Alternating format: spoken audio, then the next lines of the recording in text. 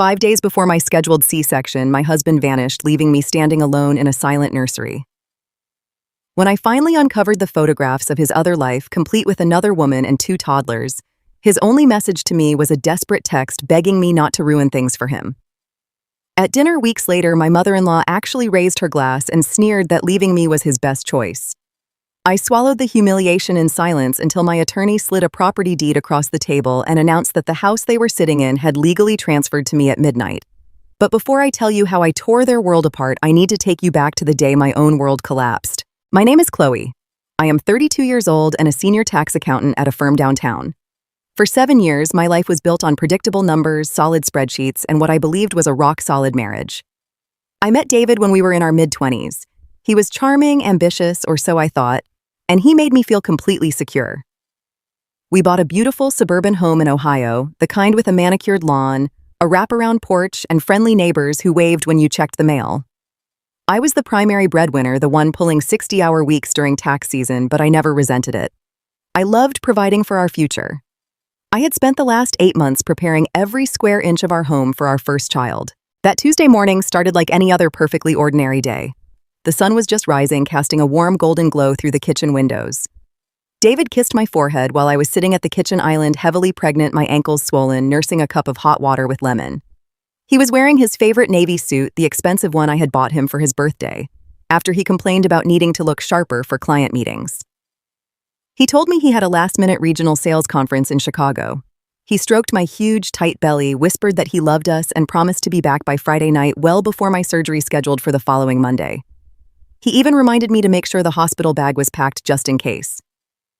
I watched his car pull out of the driveway, completely unaware that the man I had slept next to for 7 years was driving out of my life forever. I spent the entire morning in the nursery. It was a woodland-themed room painted in soft sage greens and warm creams. I had hand-painted a mural of birch trees on the main wall. I was folding tiny newborn-sized onesies, marveling at how small they were and arranging them by color in the oak dresser drawers. Every detail was perfect and ready. The crib was assembled with a soft, organic cotton sheet tightly fitted over the mattress. The rocking chair was waiting in the corner with a knitted throw blanket draped over the back. I remember running my hand over the smooth wooden railing of the crib, feeling a profound sense of peace. I felt so incredibly lucky. I had a husband who loved me, a successful career, and a baby boy on the way. I trusted David implicitly. Because I was an accountant, I managed all our finances, paid the bills, and tracked our investments, but I never once felt the need to monitor his personal movements or question his expenses. That blind trust was my first tragic mistake. Around noon, the physical pain started. It was a sharp, aggressive tightening sensation in my lower abdomen that completely took my breath away. I gripped the edge of the changing table, white-knuckling the wood, waiting for the wave to pass. When it did not fade, a cold, icy wave of panic washed over me. I was a first-time mother, 5 days away from a major abdominal surgery and entirely alone in a large suburban house. My obstetrician had warned me about false labor, but this felt terrifyingly real. My chest tightened and my breathing grew shallow. I needed David. Even if he was boarding a flight or sitting in a crowded conference room, I just needed to hear his reassuring voice telling me everything would be fine. I pulled my phone from the pocket of my maternity jeans and dialed his cell number. I listened, expecting it to ring or at the very least drop straight to voicemail so I could leave a frantic message. What I received instead was a sound that will haunt me for the rest of my life. It was the sterile, robotic voice of the automated service provider. The number you have reached has been disconnected. I stood frozen in the middle of the nursery, staring down at my screen. I dialed again, carefully punching in each digit manually, making absolutely sure I had not accidentally pressed the wrong contact. The exact same automated voice greeted me. Disconnected. It did not say he was out of the service area. It did not say the phone was turned off. It said disconnected. A permanent, deliberate action. The logical, analytical part of my brain tried desperately to rationalize the situation. I told myself there must be a billing error. Perhaps his company was migrating their corporate phone plans to a new provider. Such administrative hiccups happen all the time in the corporate world. But the agonizing pain in my stomach spiked again, forcing me to sit heavily in the rocking chair, gasping for air. I needed to reach him immediately. I could not wait for him to realize his phone was dead and find a way to call me. I opened my contacts and found the direct line for his corporate office. I knew his secretary, Brenda. We had chatted over cocktails at numerous company holiday parties. She was a sweet older woman who always asked about my pregnancy. The phone rang twice before she answered with her usual cheerful greeting. I tried to keep my voice steady, masking the physical pain rippling through my body and the rising tide of anxiety choking my throat. I asked Brenda if she could urgently pull David out of his Chicago conference for a family emergency. There was a long, excruciating silence on the other end of the line. I could hear the faint sound of typing in the background, then a heavy sigh. When Brenda finally spoke, her voice was laced with profound confusion and deep pity. She told me there was no regional sales conference in Chicago. In fact, the company was not hosting any sales conferences anywhere this quarter. My mind went blank. I asked her to please check his calendar, insisting there must be some mistake. Then she dropped the words that shattered my reality into a million jagged pieces. She said, "Chloe, I am so sorry. David does not work here anymore. He submitted his resignation, packed his things, and cleared out his desk 3 weeks ago." The beautiful, carefully decorated nursery suddenly spun violently around me. 3 weeks. For 21 consecutive days, my husband had been waking up early, taking a shower, putting on his tailored suits, kissing my pregnant belly goodbye, and driving off to a job that simply did not exist. Where had he been going every day from 9 to 5? Who had he been with? I thanked Brenda, my own voice sounding hollow, robotic, and distant, and I hung up the phone. Strangely, the intense physical pain in my abdomen suddenly faded entirely, eclipsed by the crushing, suffocating weight of emotional betrayal.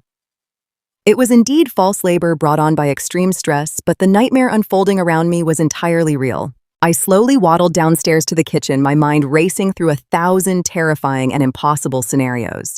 Was he in some kind of dangerous trouble? Was he having a severe mental breakdown? Was he hiding a terminal medical diagnosis from me to protect me? I needed an anchor, something logical and tangible to ground my spiraling thoughts.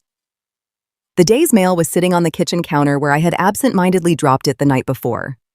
Resting right on top of the pile was a bill from the hospital. It was the final prepayment required for my upcoming surgical delivery.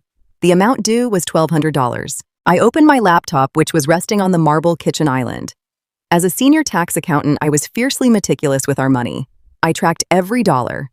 We had a joint savings account specifically designated for the baby hospital bills and extreme emergencies. It held exactly $85,000. I knew that number by heart because that money was the result of my sweat and tears. I had largely contributed to it from my annual corporate bonuses and years of strict, uncompromising budgeting.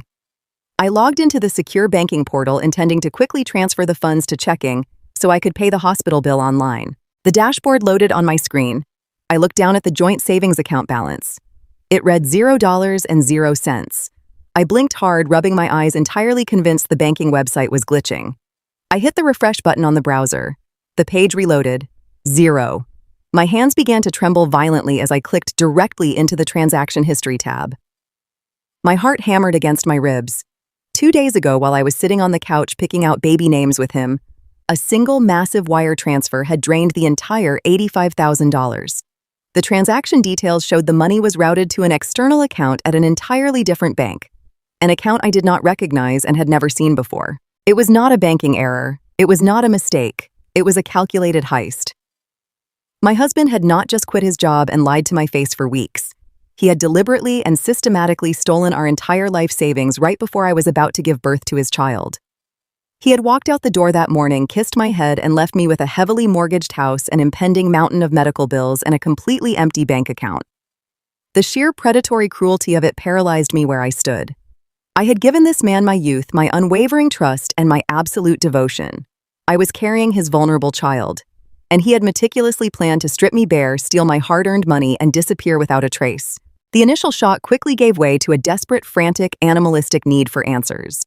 I abandoned the kitchen and marched down the hallway to his home office. The room was perfectly organized, exactly how he always kept it to project the image of a successful professional. Books were aligned perfectly on the mahogany shelves, his expensive pens sat neatly in their leather cup, and a pristine desk blotter rested in the center of the room. It was nothing but a facade of a responsible family man. I started pulling open drawers with reckless abandon. I needed hidden bank statements, a secret cell phone bill, a secondary lease agreement, anything that would tell me where he went and where my money was hiding. I tore through his heavy metal filing cabinet. I found joint tax returns I had filed for us, warranties for household appliances, and boxes of old, useless pay stubs. There was nothing out of the ordinary. I moved to the desk and pulled out his drawers one by one, physically dumping the contents onto the hardwood floor. Highlighters, loose paper clips, and stacks of sticky notes scattered everywhere in the chaos.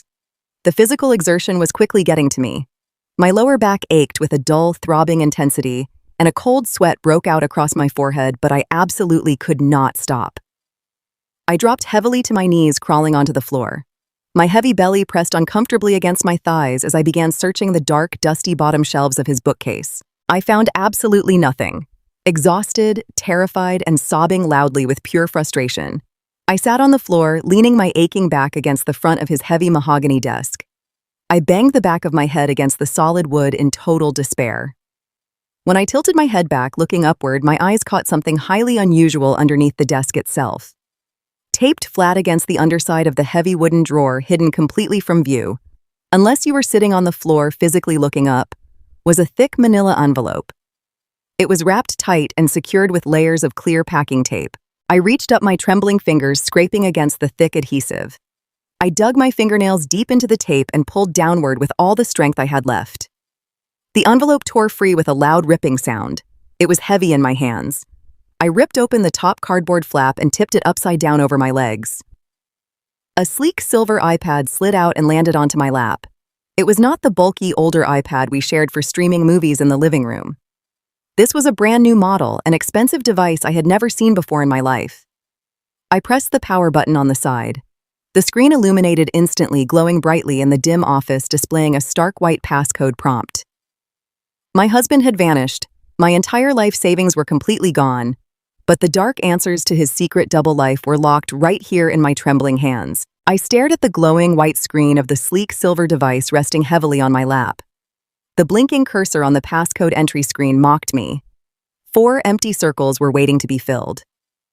I am a senior tax accountant. My entire professional life revolves around patterns, numbers, and logical deductions. I know how people think when it comes to their passwords because I watch my clients use the same predictable combinations for their financial portals year after year. People use birthdays, anniversaries, or childhood street addresses. They use numbers that represent what they value most. I took a deep breath, trying to steady my shaking hands. My swollen belly ached with a dull, throbbing intensity, a constant physical reminder of the life growing inside me, the innocent child whose father had just vanished with our entire life savings. I tried his birthday. The screen shook slightly, rejecting the numbers. I tried my birthday. Incorrect. I tried our wedding anniversary, a date I had always believed was the most important milestone of our lives together. The device buzzed with another harsh rejection. A cold wave of absolute dread washed over me. I only had a few more attempts before the operating system would lock me out permanently, sealing his secrets away forever. I closed my eyes and forced myself to stop acting like a panicked wife and start thinking like a forensic auditor. I had to think exactly like David. He was a man deeply rooted in his own family history, constantly seeking the approval of his overbearing mother, Barbara, and fiercely holding on to the legacy of his late father. His father, Thomas, had passed away suddenly from a massive stroke when David was just 22 years old. It was the defining tragedy of his life, the event he constantly used to excuse his emotional distance. September 14th, 0914. My index finger hovered over the cold glass screen. I pressed the digits carefully one by one. 0914. The screen unlocked instantly, revealing a bright, perfectly organized home screen. I bypassed the standard applications, my eyes scanning the organized rows of colorful squares. There were no games, no typical social media apps, and no work-related software. There was just a simple, generic cloud storage application sitting completely alone on the second page. It was hidden in plain sight. I tapped the icon. It opened immediately to a massive, perfectly categorized photo gallery. The breath left my lungs in a sharp, agonizing rush. I felt as though all the oxygen had been vacuumed out of the small home office. I was looking at a digital graveyard of my entire marriage. It was a meticulously documented alternate reality. There were hundreds, perhaps thousands of high-resolution photos. I clicked on the most recent album dated just 3 days ago. The image filled the screen, sharp and agonizingly clear. It was David, my David, the man I had kissed goodbye just this morning. He was standing in a massive, sunlit, beautifully renovated kitchen with a stunning blonde white woman. She was laughing joyously, her head thrown back in pure delight, while David wrapped his arms affectionately around her waist. Sitting on the pristine marble counter in front of them were 2 small children, a boy and a girl, both possessing David's exact same crooked smile and dark wavy hair. The toddlers looked to be about 3 and 2 years old. They were wearing matching boutique outfits, looking like a perfect wealthy suburban family. My mind simply could not process the visual information being fed to my brain. It felt like I was looking at a scene from a movie, a bizarre parallel universe. I swiped to the next photo. David was pushing the little boy on an expensive wooden swing set in a lush backyard. I swiped to the next photo. David and the blonde woman were posing enthusiastically in front of a massive brick luxury townhouse. A prominent sold sign was planted firmly in the perfectly manicured front lawn. They were holding up the keys, their faces pressed together. It was the exact same townhouse he had just stolen my $85,000 to purchase. I felt physically and violently ill. My stomach churned and a wave of nausea forced me to swallow hard. I swiped back to the main gallery and sorted the massive collection of images by date, dragging the scroll bar all the way down to the very first photograph saved in the hidden cloud drive. The digital date stamp etched across the top of the screen read April 12th, 4 years ago. 4 entire years. David and I had been married for exactly 3.5 years. We had been dating for 2 years before that. The photograph showed David and the same blonde woman, whose name I would later discover was Sarah, holding up a positive pregnancy test. They were standing on a beautiful sandy beach, looking blissfully happy and deeply in love. The background of the photo looked incredibly familiar. It was a resort in Florida. I distinctly remembered that trip because I was the one who had paid for it.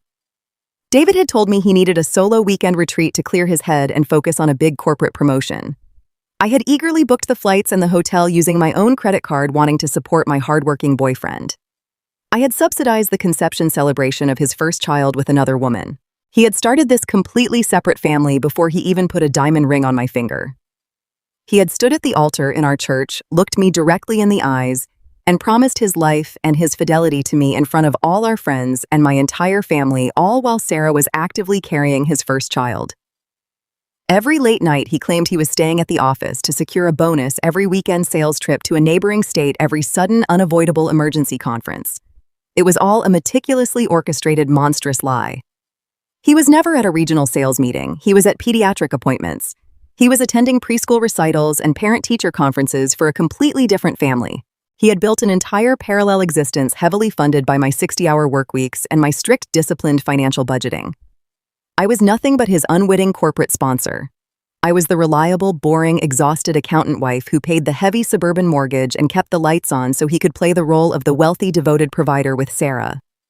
My physical pain from the false labor was entirely gone now, completely burned away by a devastating, toxic mixture of profound grief and utter humiliation. The initial shock, the paralyzing disbelief that had glued me to the floor, slowly began to recede. It was replaced by a cold, sharp, and terrifyingly clear rage. It was not a fiery, screaming, hysterical anger. It was the absolute crystalline clarity of a professional auditor who realizes she has been fundamentally defrauded by the person she trusted most in the world. I was no longer looking at photographs of my husband. I was looking at a ledger of massive liabilities. I navigated away from the agonizing photo gallery and opened the contacts application on the sleek iPad. There were only 2 phone numbers saved in the entire device. One was labeled Sarah Home. The other was labeled My Personal Line. I pulled my own cell phone from the maternity pocket of my jeans. My hands were no longer shaking. They were perfectly still. I typed in the secret personal number he had saved on the iPad. I opened a new text message thread. I did not write a long, emotional paragraph demanding to know why I was not enough for him.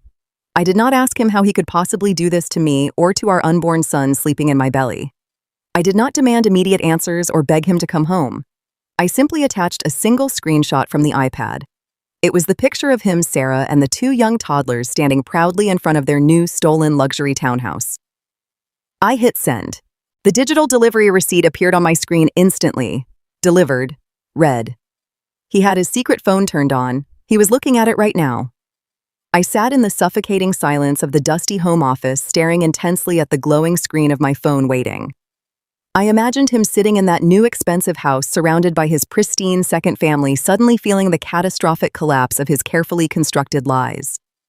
I pictured the color draining from his face as he realized his pregnant, discarded wife had just broken into his digital vault. 3 agonizing minutes passed. The silence in my house was absolutely deafening, broken only by the sound of my own slow, measured breathing. Then my phone buzzed in my hand. A new message bubble popped up from the secret number. I opened it fully expecting a barrage of panicked, desperate apologies. I expected him to beg for my forgiveness, to plead with me to understand. I expected some convoluted, pathetic explanation about how he had gotten in too deep years ago and simply did not know how to get out without hurting everyone. Instead, I stared at a single, incredibly selfish sentence. The text message read, "Please do not ruin this for me." I read the words again and again, letting their true, hideous meaning wash over me. Please do not ruin this for me. There was absolutely no apology for the total devastation of my entire life. There was no mention of the massive sum of money he had brutally stolen from my bank account. There was absolutely zero concern for his heavily pregnant wife, who was scheduled to be cut open on a sterile operating table in less than a week. His only concern, his singular, all-consuming priority, was protecting his own comfort and his own happiness. He viewed me not as a betrayed, heartbroken spouse, but as a dangerous, annoying obstacle to his perfect new life with Sarah. He was literally asking me to quietly and politely accept my complete financial and emotional destruction so he could live comfortably in the fraudulent lie he had built using my money. A profound, heavy realization settled over my shoulders like a lead blanket. The man I loved did not exist. He had never existed. He was a phantom, a carefully crafted, charming illusion specifically designed to extract maximum financial and domestic stability from me. The real David was the man who sent that utterly heartless text message. A ruthless, selfish, parasitic predator who could walk away from his heavily pregnant wife, drain her savings, and instantly demand her absolute silence to protect his own reputation. I locked my phone and placed the silver iPad carefully back onto the center of the mahogany desk. The dull ache in my lower back returned a sharp, twisting physical reminder of the massive toll this day was taking on my exhausted body. I needed to stand up. I needed to drink a glass of cold water. I needed to call a ruthless attorney and legally freeze every single financial asset connected to my name before David could find a way to drain anything else.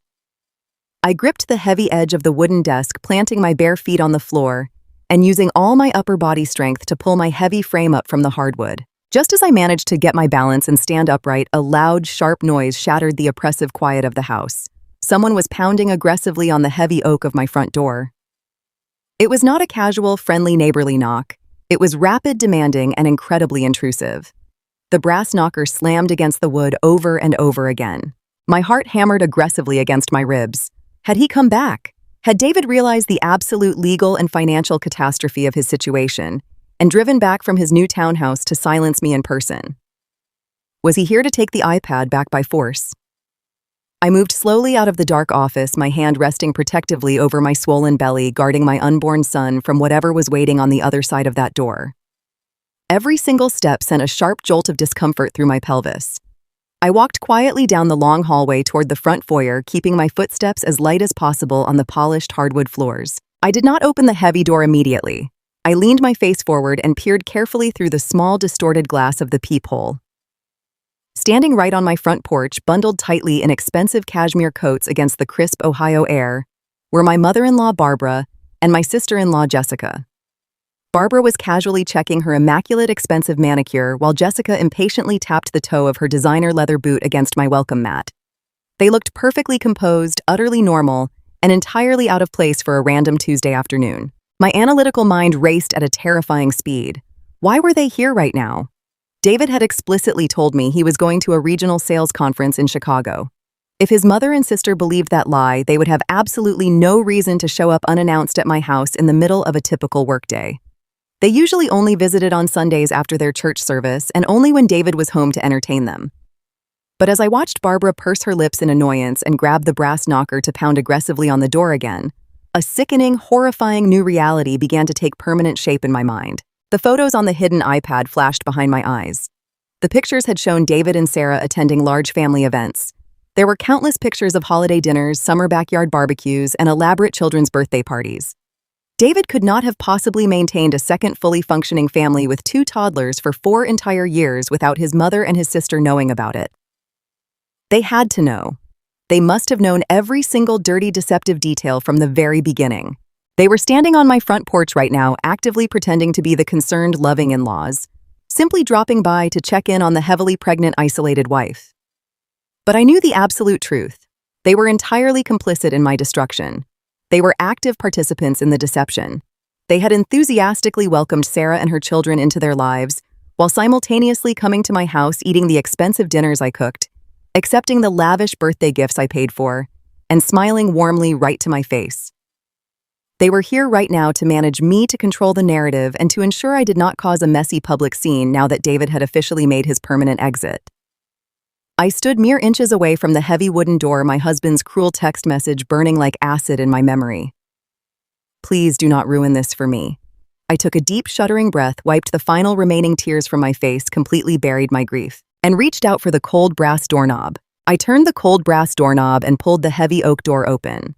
The crisp Ohio afternoon air rushed into the foyer, bringing with it the overwhelming scent of Barbara's expensive floral perfume. She stood on my porch wrapped in a pristine camel-colored cashmere coat, her perfectly highlighted hair styled into an immovable helmet of suburban perfection. Jessica stood right behind her, aggressively tapping the screen of her phone, looking profoundly annoyed that she had to be here at all.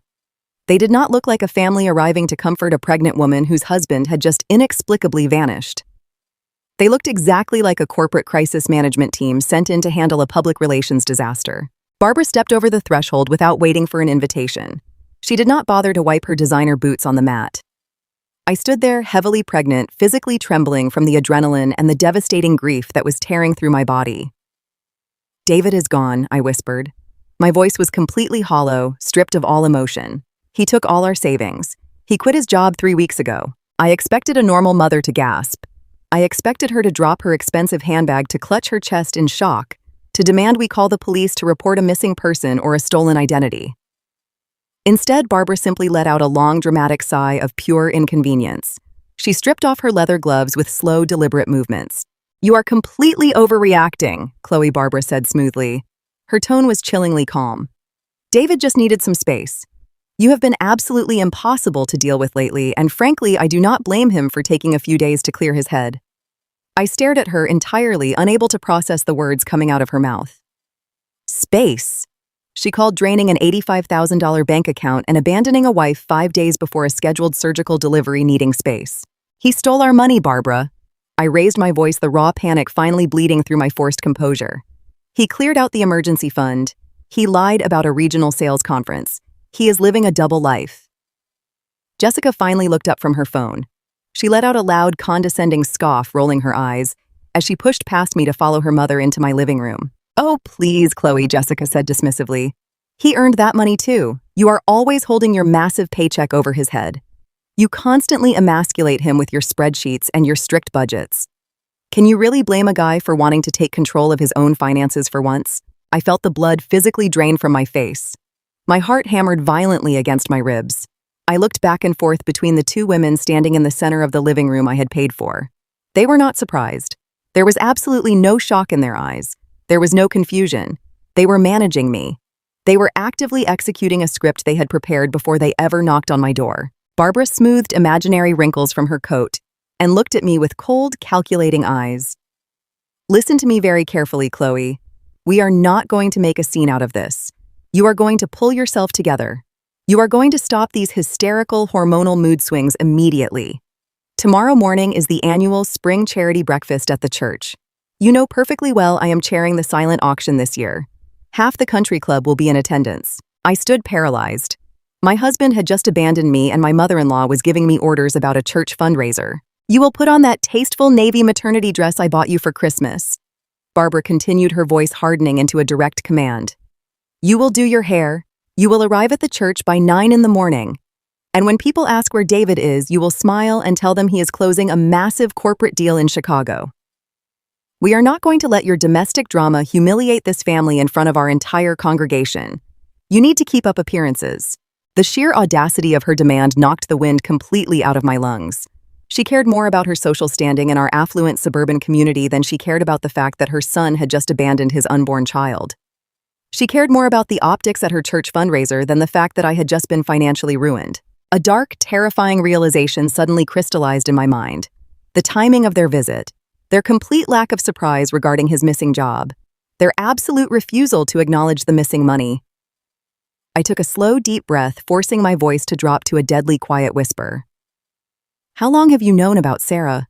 The silence that fell over my living room was absolute. It was so quiet I could hear the faint hum of the refrigerator in the kitchen. Barbara's posture suddenly went rigid. The polite managing smile completely vanished from her face, leaving behind a hard defensive mask. Jessica's eyes darted nervously toward her mother. "I found the hidden iPad under his desk," I said, taking a step toward them. I saw the photos. I saw the pictures of the beach vacation in Florida 4 years ago, the vacation I paid for. I saw the pictures of the toddlers. I saw the pictures of the luxury townhouse he just bought her using my savings. Barbara lifted her chin, refusing to break eye contact. "I have no idea what you are talking about. You are invading his privacy, Chloe." That is exactly the kind of controlling behavior that drove him away. "Do not lie to me in my own house," I shouted. The rage I had been suppressing finally detonated. "You knew. You both knew." "There were pictures of you, Barbara. I saw the photos of you holding Sarah's daughter at a backyard barbecue last summer. A barbecue that took place on the exact same weekend David told me he had a mandatory corporate team-building retreat. You were there. You have been playing grandmother to his second family while coming into my house and eating the dinners I cooked for you." Jessica crossed her arms over her chest, stepping in front of her mother defensively. "So what if we knew?" She snapped, her voice dripping with cruel, unfiltered venom. "You were always too busy working to pay attention to him anyway. You treated him like an employee, not a husband. You were always exhausted, always glued to your laptop during tax season. Sarah actually cooks for him. Sarah actually listens to him. Sarah makes him feel like a real man instead of a financial burden." The words struck me like physical blows. A real man. My husband had secretly fathered 2 children with another woman, lied to my face for 4 years, and stolen the money I slaved over spreadsheets to earn. And his family believed it was entirely my fault because I was not submissive enough. Because I dared to have a demanding career to provide for us. They had actively conspired to protect his double life because Sarah fit their twisted, outdated ideal of what a woman should be, while they happily allowed me to finance the entire charade. "You let me pay for everything," I said, my voice trembling with the sheer magnitude of the betrayal. "You let me pay off his student loans. You let me pay for the luxury car parked in his driveway. You let me fund your expensive Christmas gifts every single year. You sat at my dining room table, drank the expensive wine I bought, smiled in my face, and knew the entire time that he was going home to another woman. You chose to be the breadwinner," Chloe Barbara said coldly, showing absolutely zero remorse. "You wanted the control. David just found someone who actually needed him. Now you can either accept the reality of the situation and handle this with dignity, or you can throw a massive tantrum and destroy your own reputation. But tomorrow morning you will be at that church fundraiser. You will sit at my table and you will smile. If you try to drag David's name through the mud, I promise you I will make sure everyone in this town knows exactly how suffocating and emotionally unstable you are." Leaving you was his best choice. I opened my mouth to scream, to order them out of my house, to tell them I would burn their precious social reputation to the ground. But the words never made it past my throat. A sudden blinding spike of agony ripped through my lower abdomen. It was not like the false labor pains from earlier. This was a sharp, tearing sensation that radiated aggressively from my spine all the way down to my knees. It was so intense my vision actually went white for a split second. I gasped loudly, grabbing the edge of the living room sofa to stop myself from collapsing onto the floor. A sudden rush of warm fluid gushed down my legs, soaking instantly through my maternity jeans and pooling onto the expensive hardwood floor beneath my bare feet. My water had just broken. The shock of the physical sensation paralyzed me. I was only 39 weeks pregnant. My scheduled surgical delivery was not for another 5 days. The extreme suffocating stress of the betrayal, the screaming match, and the sudden realization that my entire life was a lie had pushed my exhausted body past its absolute breaking point. I was going into active premature labor right in the middle of my living room. "Call an ambulance?" I gasped, gripping the fabric of the sofa as another massive contraction slammed into my body. The pain was blinding, crushing the breath right out of my lungs. "Please, my water just broke. I need to get to the hospital." I looked up, expecting human instinct to override their cruelty. I expected them to drop their defensive postures, grab a phone, and call for medical help. I was carrying their blood relative David's son. But when I looked at my mother-in-law, I did not see an ounce of panic or concern. I saw pure, unadulterated disgust. Barbara looked down at the puddle of amniotic fluid spreading across the hardwood floor. She then looked at the hem of her expensive camel cashmere coat, physically taking a large step backward to ensure the fluid did not ruin her designer boots. "I am not dealing with this kind of dramatic spectacle today," Barbara said flatly. Her voice was devoid of any human empathy. She looked at me like I had intentionally ruined her afternoon schedule by having a medical emergency. "Barbara, please?" I begged, tears of physical agony and absolute terror streaming down my face. "I cannot drive. The contractions are too fast. Please call an ambulance. You can call a cab. Barbara replied coldly, adjusting the strap of her leather handbag over her shoulder. Or call an Uber. I am absolutely not ruining the interior of my car. And I am not sitting in a hospital waiting room with you while you act like a hysterical victim. You brought this entirely on yourself by escalating the situation. I stared at her through a veil of tears, my mind utterly unable to comprehend the sheer monstrous cruelty of her words. She was abandoning me. My husband had stolen my life savings and vanished with his mistress, and now his mother and sister were leaving me to actively miscarry or give birth entirely alone on the floor of my empty house. Jessica, we are leaving, Barbara commanded, turning her back on me completely. And Chloe, do not bother calling David. He has his phone turned off for the weekend so he can bond with his real family. You are on your own. Jessica did not even look at me. She simply followed her mother toward the foyer. The heavy oak front door opened, letting in a brief rush of cold afternoon air, and then slammed shut with a deafening final thud. The lock clicked into place. I collapsed onto the floor, clutching my stomach as another violent wave of pain tore through me entirely alone in the silent, empty house. The heavy oak door clicked shut, sealing my absolute isolation. I was completely alone, kneeling in a puddle of my own amniotic fluid on the hardwood floor of a house that suddenly felt like a tomb. Another contraction hit me, a brutal, sweeping wave of fire that started in my lower back and wrapped tightly around my stomach. I bit my lip hard enough to taste copper, refusing to scream in an empty room. I dragged my heavy, shaking body across the floor toward the sofa where I had dropped my phone. My fingers were slick with sweat. I opened a ride-sharing application. I typed in the address for the regional medical center located just a few miles down the highway. The screen told me a driver named Thomas would be there in exactly 6 minutes. I grabbed a thick winter towel from the living room basket, wadded it between my legs, and put on an oversized winter coat to hide the humiliating stains spreading across my clothes. I forced myself to stand. Every single step toward the front door was a monumental, agonizing battle against my own failing body.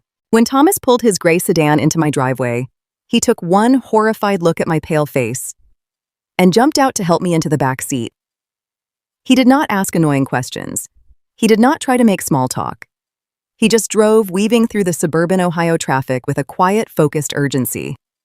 I sat in the back, gripping the plastic handle above the door, breathing in ragged, desperate gasps. The physical agony of the contractions was absolutely blinding, but it was practically nothing compared to the violent emotional trauma tearing my heart apart. David was supposed to be sitting in this car with me.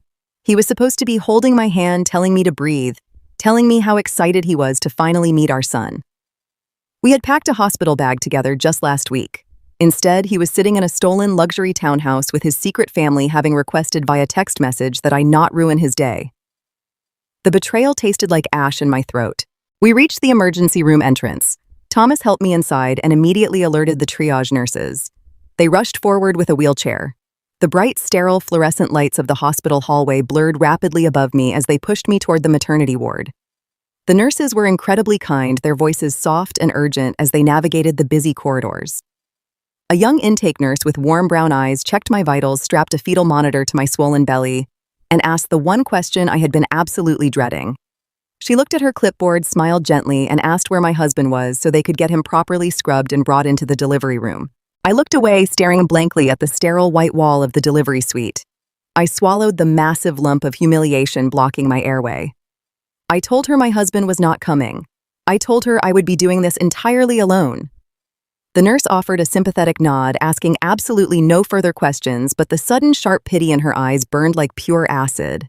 She assumed I was a tragic widow, or perhaps a woman who had been left months ago. She had no idea my husband had kissed me goodbye just that morning before driving off to another woman using my life savings. The next 9 hours were a grueling, agonizing test of human endurance. I lay in the sterile hospital bed, hooked up to complicated monitors that beeped in a steady, monotonous rhythm. Every time a massive contraction ripped through my exhausted body, I reached out instinctively to squeeze a hand that simply was not there. My fingers grasped empty air. I gripped the cold metal bed rails instead, squeezing the steel until my knuckles turned completely white.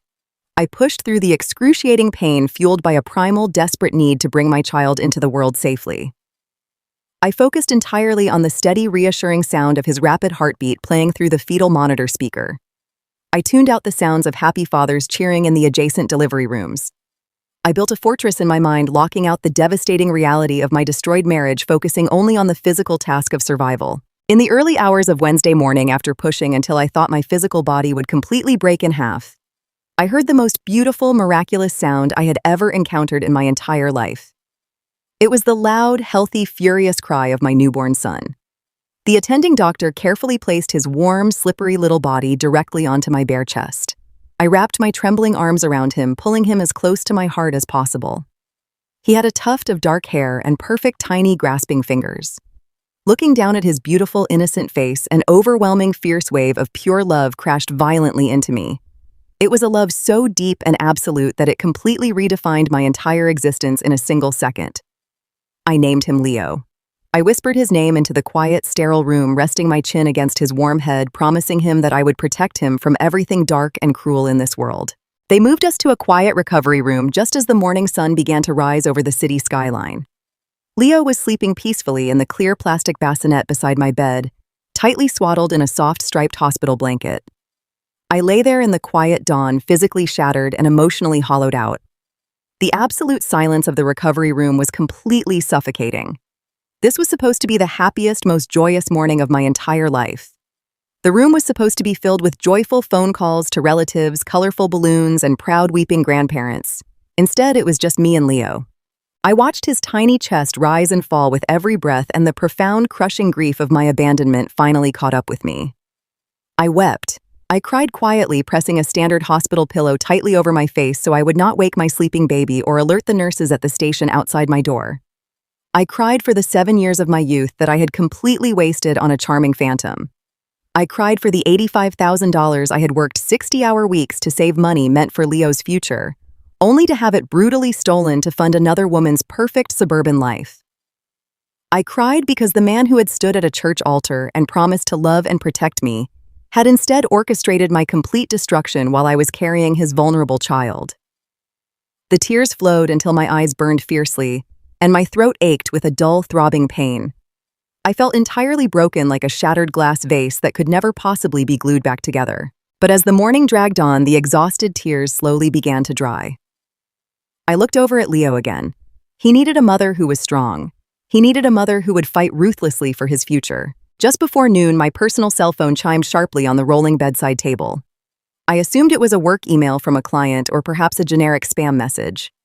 I reached over my abdominal muscles, protesting every slight movement, and pulled the device to my face.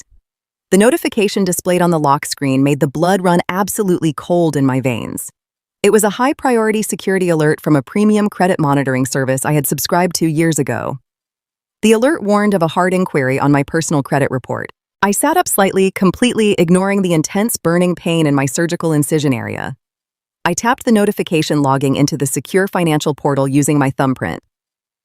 My professional instincts as a senior tax accountant immediately took over, aggressively pushing the emotional trauma into the background. The alert specified that a major regional title company had just pulled my comprehensive credit history for a real estate refinancing application. My heart began to race at a terrifying speed. A refinancing application. I had not authorized any changes to the mortgage on our suburban home. The house was strictly in my name legally and financially because I was the primary breadwinner with an impeccable credit score. David had terrible credit from terrible decisions he made before we met.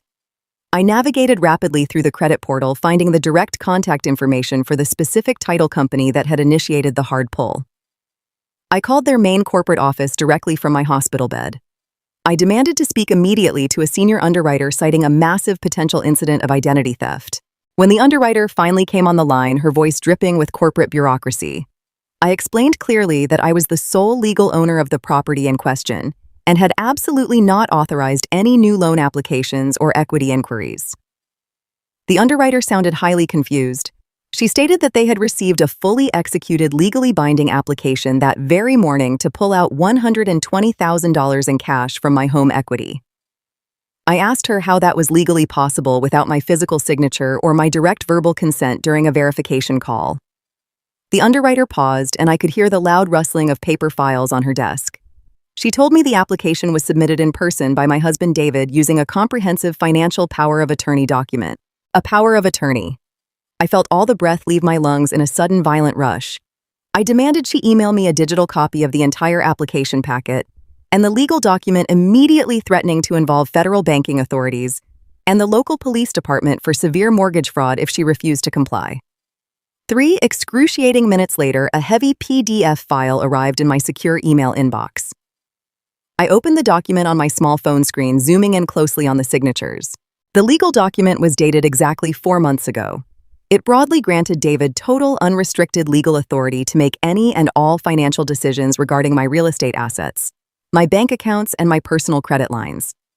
At the bottom of the final page was a signature that looked incredibly similar to mine, but it was absolutely not mine.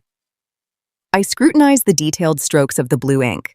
It was a masterful, highly practiced forgery, but as a forensic tax accountant who stared at client signatures every single day, I knew exactly how my own name looked on paper. The loop on the capital C was slightly too wide.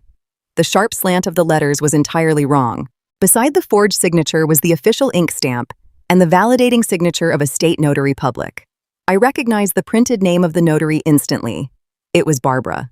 My mother-in-law was a licensed notary in the state of Ohio. The sheer calculated magnitude of their criminal conspiracy hit me with the destructive force of a runaway freight train. David had not simply drained our joint savings account and run away to start a comfortable new life with his mistress.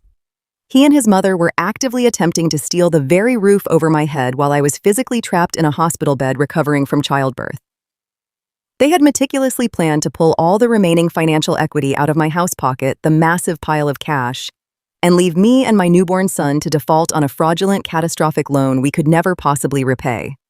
They intended to render me completely destitute, financially ruined, and totally homeless.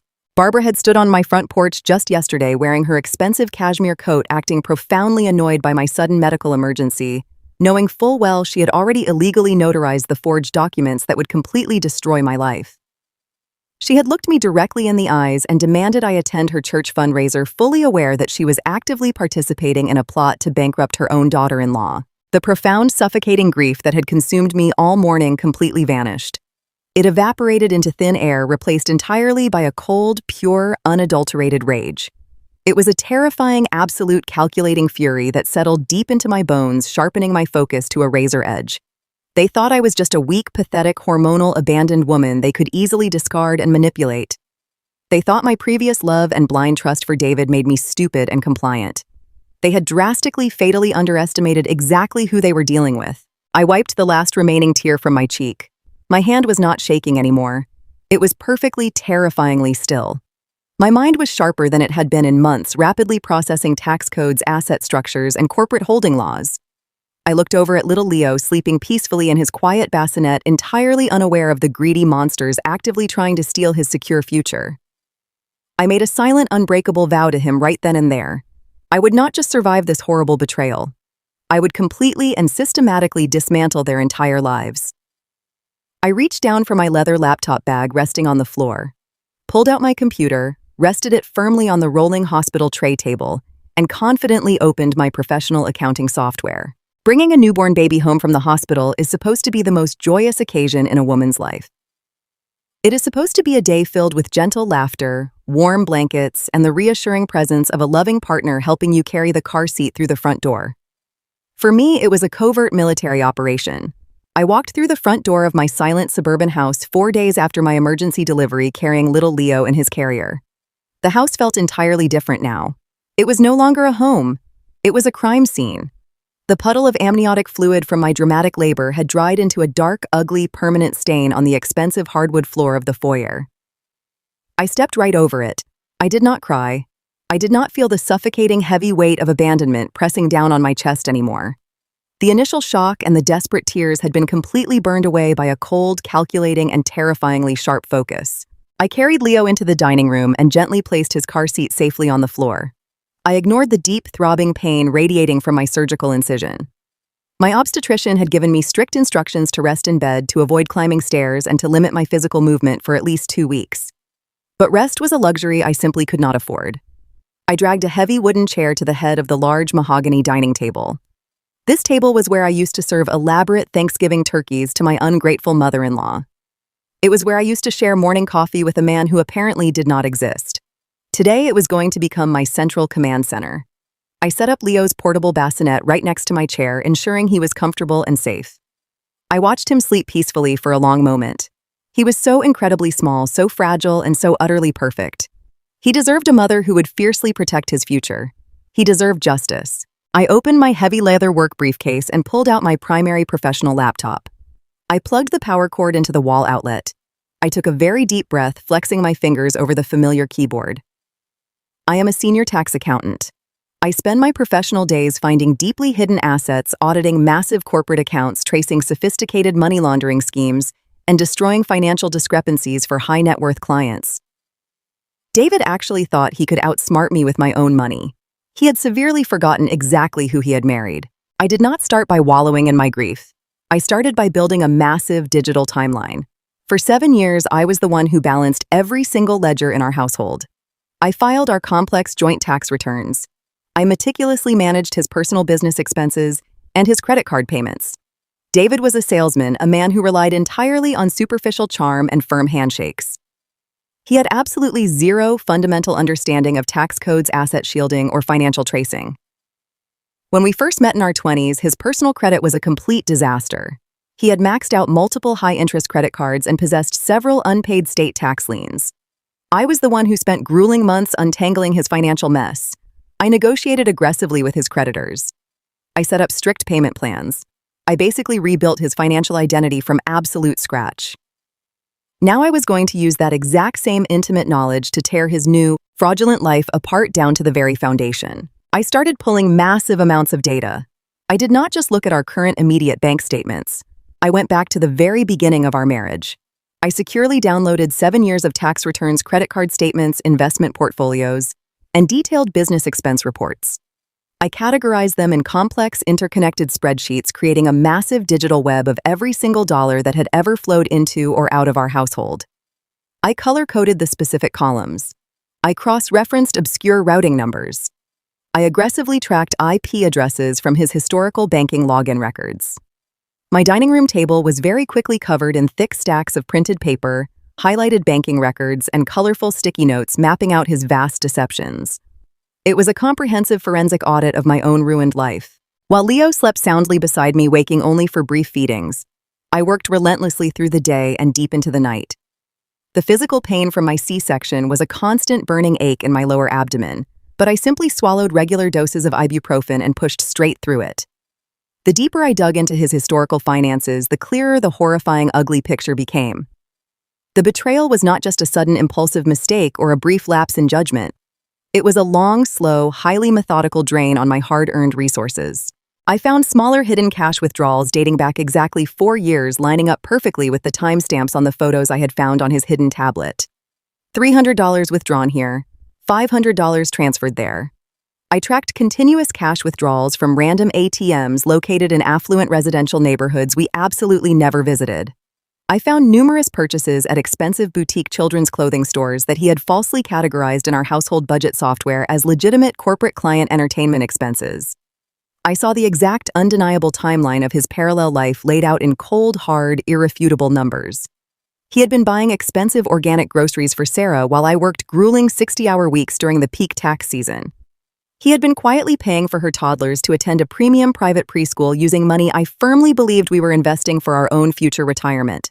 But my primary burning focus was the missing $85,000. That was my money. That was Leo's money. It was the financial safety net I had sacrificed my youth to build.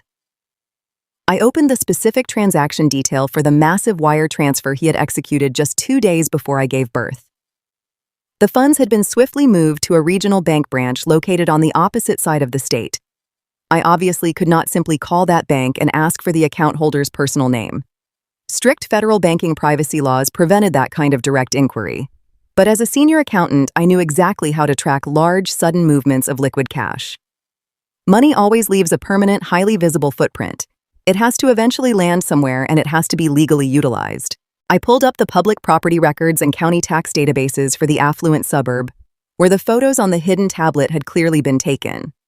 I knew the general geographic area based on the background details in the pictures, the specific street signs, and the local park landmarks. I spent 4 exhausting hours meticulously cross-referencing every single recent residential real estate transaction in that specific zip code with the exact date the money was stolen from my account. Then I found it. A massive luxury brick townhouse had officially closed exactly 48 hours after my savings account was completely drained. The official purchase price listed on the county record was $425,000. The required minimum down payment on a conventional real estate loan for a property of that size was exactly 20%. I pulled up my desktop calculator, though I already knew the answer. 20% of $425,000 is exactly $85,000. The math was undeniably perfectly sickeningly exact. I felt a cold, bitter smile touch my dry lips. David had stolen my emergency hospital savings to immediately secure the down payment on a luxury dream home for his secret mistress. He had literally used my sweat, my anxiety, and my late nights at the corporate office to buy Sarah a beautiful brick house with a perfectly manicured lawn and a huge backyard for their toddlers. He had legally guaranteed her comfort and long-term stability by leaving his actual legally wedded pregnant wife completely destitute and struggling to pay basic medical bills. I clicked on the digital copy of the property deed associated with the townhouse record. I fully expected to see David's name boldly printed as the primary buyer. Or perhaps he had been bold enough to put Sarah's name on the legal title. But when the official county document finally loaded on my screen, I frowned in deep, genuine confusion. Neither of their names appeared anywhere on the property deed. The official legal buyer listed on the real estate transaction was a corporate entity named Horizon Holdings, LLC. I leaned back in my wooden dining chair, staring intensely at the bright screen. Horizon Holdings, LLC. The name was vaguely, frustratingly familiar, but I could not immediately place it in my exhausted mind. Why on earth would David use a limited liability company to purchase a standard residential family home? The logical answer hit me a moment later. David still had absolutely terrible personal credit. Despite my years of hard work trying to repair his damaged financial history, he had recently taken out several high-interest personal loans without telling me, completely tanking his credit score once again. No reputable banking institution in the country would ever approve him for a massive mortgage on a $500,000 luxury townhouse. He would never pass the strict financial underwriting process. And Sarah, who had apparently not worked a steady job in 4 years while raising his toddlers in secret, certainly could not qualify for a massive home loan on her own non-existent income. So David had to get highly creative. He had to funnel the stolen cash down payment through a corporate entity to completely bypass the strict personal credit checks required by standard mortgage lenders. He had purchased the house through a dummy corporation, likely securing a commercial loan or a specialized portfolio mortgage that relied heavily on the value of the physical asset itself, rather than his ruined personal credit history. It was a surprisingly sophisticated financial maneuver for a man who barely understood how to successfully file a standard W-2 tax return. He must have consulted with someone. He must have paid a shady real estate broker to set this complex shell up for him. I needed to know exactly who controlled Horizon Holdings, LLC. If I could definitively prove that David was the sole managing member of the shell company, I could easily and legally pursue the LLC in civil court to aggressively recover my stolen funds. I logged into the state's official Secretary of State corporate registry database. I typed the exact name of the LLC into the public search bar and pressed enter.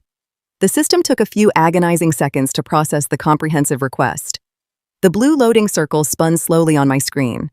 I held my breath, waiting to see exactly how David had legally structured his grand deception. The official articles of incorporation finally loaded onto my laptop screen in crisp black and white text. I scrolled rapidly past the generic legal boilerplate language, my tired eyes searching aggressively for the specific section listing the registered agents and the principal equity owners of the company. I found the initial incorporation date first. The LLC had been legally formed exactly 5 years ago. That was long before he ever allegedly met Sarah. That was back when we were newly married and completely happy. Why would he use an old dormant company to buy a brand new house today? I scrolled down to the ownership and equity declaration section. I read the single name clearly printed on the official state document. I stopped breathing entirely.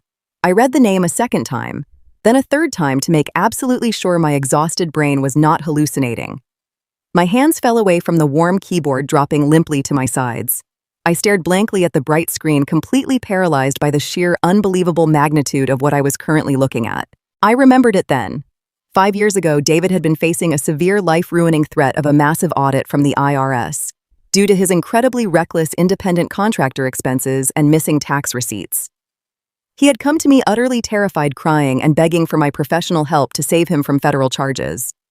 I had worked late into the night for an entire week, desperately restructuring his meager assets and shielding his accounts to save him from massive federal financial penalties. During that chaotic, stressful week, I had created several protective corporate shells to carefully reorganize his legal liabilities and isolate his risk.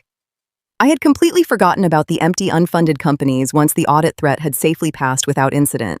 But David had remembered. He had vividly remembered the dormant LLC sitting uselessly in the state registry and had cleverly decided to resurrect it, to execute his real estate fraud, foolishly assuming it was a safe, untraceable vehicle for his stolen money. He thought using an old shell company would hide the purchase from my immediate view. But because David lacked even a basic elementary understanding of corporate tax structures and legal liability formatting, he had completely forgotten the most crucial foundational detail of the specific company he just used to buy his mistress a luxury home. He had forgotten exactly how I had set up the ironclad legal protections to shield him from the government 5 years ago. I stared at the official state document reading the sole registered owner of Horizon Holdings LLC. The name was not David. The name was not Sarah. It was my name. I was the sole legal owner and 100% equity shareholder of the entire corporation. I looked over at my sleeping newborn son, a slow, triumphant, and absolutely predatory smile spreading across my face. I reached for my cell phone to call my attorney. I sat at the head of my dining room table, surrounded by the physical evidence of my destroyed marriage, and stared at the digital state registry document glowing on my laptop screen.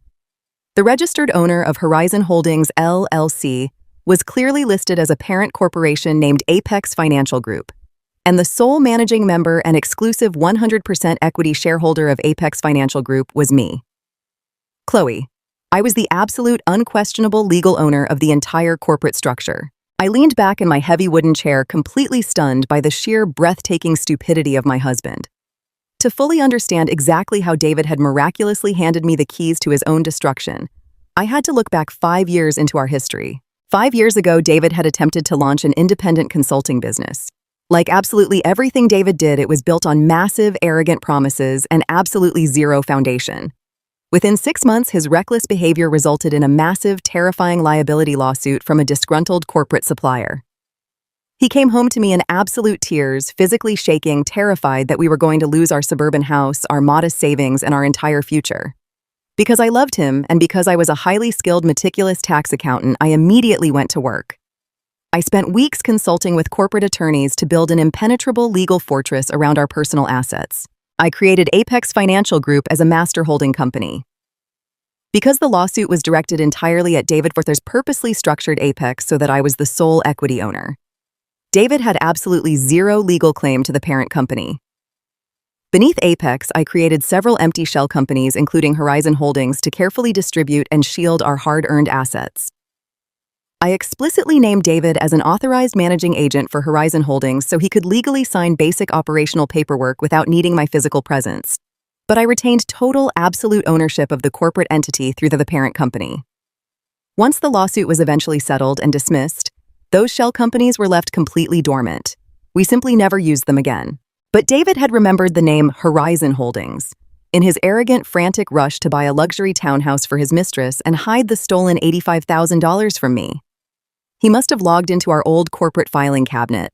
He saw his name listed as a managing agent on the basic operating agreement. He saw that the company was still legally active with the state. He arrogantly assumed that because he had signing authority, he owned the company. He completely forgot, or perhaps he was simply too financially illiterate to ever understand that a managing agent is merely an employee of the corporation. The agent does not own the asset. The shareholder does. And I was the exclusive shareholder. A slow, cold laugh escaped my throat. It echoed in the silent dining room, startling me. Little Leo stirred in his bassinet, letting out a soft, sleepy sigh. I reached down and gently rested my hand on his warm, tiny chest until he settled back into a deep, peaceful sleep. David had indeed stolen my life savings. But by funneling that stolen money through Horizon Holdings to purchase the townhouse, he had legally transformed my stolen cash into a massive corporate asset. And because I owned the corporation, I owned the townhouse. David had not bought a house for his mistress. He had legally purchased a $500,000 luxury property exclusively for me. Sarah was currently unpacking her belongings, arranging expensive furniture, and hanging happy family portraits in a house that belonged entirely to the pregnant wife she had been mocking for 4 years. But the absolute brilliance of his fatal mistake did not stop there. I needed to understand exactly how a dormant shell company with absolutely zero revenue history had managed to secure a massive mortgage for the remaining balance of the townhouse. The $85,000 only covered the 20% down payment. Someone had to underwrite the remaining $340,000.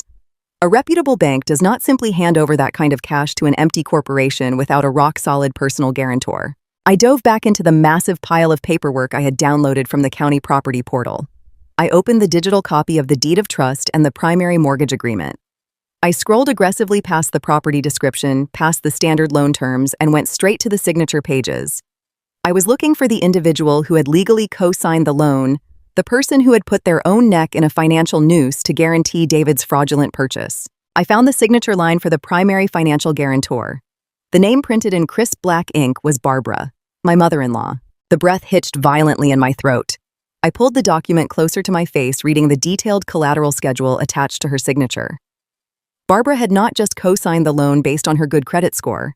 The bank had required hard physical collateral to secure a commercial mortgage for a dormant LLC.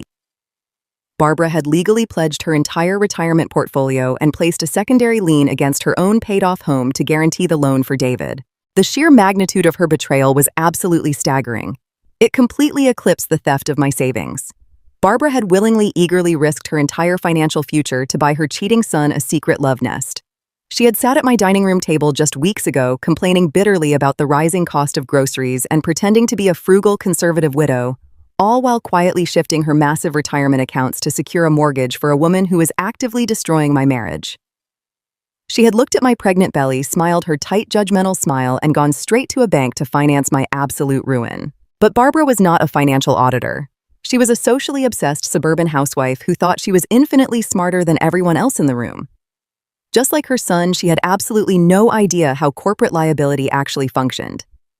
By signing her name as the unconditional guarantor for Horizon Holdings, she had legally tied her entire life savings and her personal home to a corporate entity that she did not control in any way.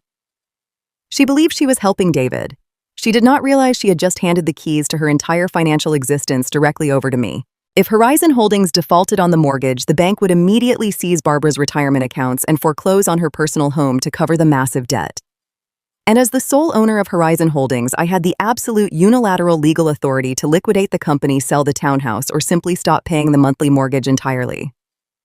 Barbara had proudly marched to my front porch to demand I attend her church fundraiser and protect her precious social reputation, completely unaware that I currently held the legal power to render her absolutely destitute with a single phone call. The heavy, suffocating grief that had been crushing my chest all morning was completely gone.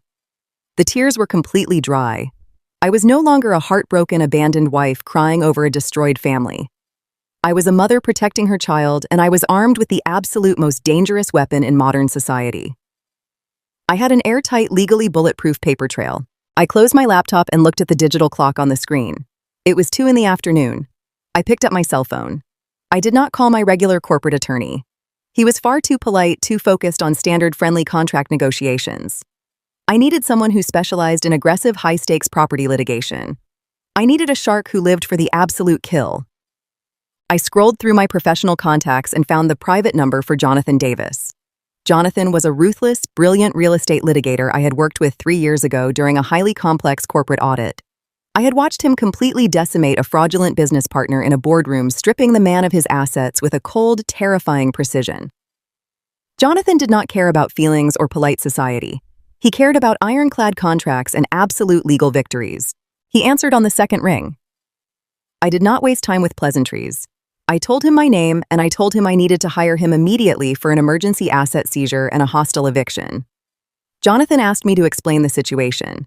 For 20 uninterrupted minutes, I laid out the entire timeline. I told him about the stolen $85,000. I explained the fraudulent use of Horizon Holdings LLC. I detailed David's mistaken belief that managing authority equated to equity ownership. I sent him the state registry documents proving I was the sole legal shareholder of the parent company. And finally, I explained that my mother-in-law had pledged her entire life savings as collateral for a mortgage on a property that legally belonged to me. There was a long, heavy silence on the other end of the line. I could hear the faint sound of Jonathan typing aggressively on his own keyboard, pulling up the public county records to verify my claims in real time. I waited, my hand resting gently on the edge of Leo's bassinet. When Jonathan finally spoke, his voice was laced with a deep professional reverence. He told me that in his 25 years of practicing aggressive real estate litigation, he had never seen a more perfectly constructed, legally fatal mistake. He confirmed every single one of my deductions. David had absolutely no legal claim to the townhouse, because the down payment was made using stolen marital funds and the purchasing vehicle was entirely owned by me. The property was legally classified as my exclusive corporate asset. Sarah was legally classified as a highly vulnerable squatter with absolutely no tenant rights, and Barbara was legally trapped as a third-party guarantor with zero equity interest to protect her massive collateral. I asked Jonathan how quickly we could move to seize the property and serve the eviction notices. He told me we could draft the emergency legal filings immediately. We could file a quiet title action formally revoking David's managing authority over the LLC and immediately issue a 72-hour notice to vacate the premises. We could legally change the locks, seize the physical asset, and notify the mortgage lender of the fraudulent application. That notification would trigger an immediate default clause, bringing the full weight of the massive loan crashing down directly onto Barbara's retirement accounts. But Jonathan stopped me before I could give him the green light to file. He warned me that if we moved too aggressively right in this exact moment, we risked tipping our hand too early. David was a desperate man who had already proven he was perfectly willing to forge documents and steal money. If he received a sudden eviction notice today, he might panic. He might try to completely destroy the physical interior of the valuable townhouse. He might attempt to quickly drain his mother's remaining bank accounts and flee the state entirely before we could secure the remaining funds to recover my stolen savings. Jonathan advised me that the most powerful destructive legal executions rely entirely on the element of absolute surprise. We needed to draft the paperwork in total secrecy. We needed to secure the official court orders, prepare the property transfer deeds, and finalize the eviction mandates behind completely closed doors. And then we needed to serve them in an environment where David and Barbara were completely cornered, entirely relaxed, and entirely stripped of their ability to run or hide. We needed the perfect, unavoidable moment to drop the guillotine. I listened to Jonathan's strategic advice, looking out the large window of my dining room into the quiet suburban street. He was absolutely right. A simple process server knocking on the door of the townhouse would not provide the absolute devastating justice this situation demanded. They had humiliated me. They had abandoned me in active labor. They had conspired to leave my newborn son completely homeless. Serving them paperwork on a random Thursday afternoon was far too merciful. They needed to feel the exact same blinding shock and total devastation that I had felt when I discovered the empty bank account and the hidden photographs. I told Jonathan to draft every single document. I instructed him to prepare the immediate revocation of David's corporate authority. I told him to draft the 72-hour eviction notice for Sarah. I ordered the preparation of the formal notice of mortgage fraud intent directed at Barbara. I wanted a mountain of indisputable, suffocating legal reality ready to be deployed at my exact command. Jonathan agreed, promising to have the entire comprehensive legal packet finalized, reviewed, and ready for execution within 5 business days. I hung up the phone and placed it gently on the dining table. The afternoon sun was beginning to set, casting long, dark shadows across the scattered financial documents and the glowing screen of my laptop. I looked down at little Leo. He opened his dark eyes, blinking up at me in the quiet room. I smiled a real, genuine smile and gently stroked his soft cheek. The trap was fully set. The ironclad legal walls were completely built. The financial noose they had so arrogantly tied for themselves was perfectly positioned. Now the hardest part of the entire operation began. I had to play the absolute most difficult role of my entire life. I had to pretend to be exactly what they believed I was. I had to be the broken, desperate, weeping wife. I had to let them believe they had completely won. I had to swallow my absolute rage and wait patiently in the dark for the exact right moment to tear their entire world straight down to the foundation. And I knew with absolute certainty that they would soon invite me to my own execution, completely unaware that I was the one bringing the sword. 2 days after my agonizing, lonely delivery, I sat in the sleek, heavily air-conditioned downtown office of Jonathan Davis. The walls of his firm were lined floor to ceiling with heavy leather-bound law books, and the massive floor-to-ceiling window behind his desk overlooked the gray, overcast Ohio skyline. I had left little Leo at home with a highly recommended, extensively vetted professional nanny, a woman I had paid securely using a secret personal credit card David knew absolutely nothing about. Leaving my newborn son for the very first time felt like a physical tearing sensation in my chest.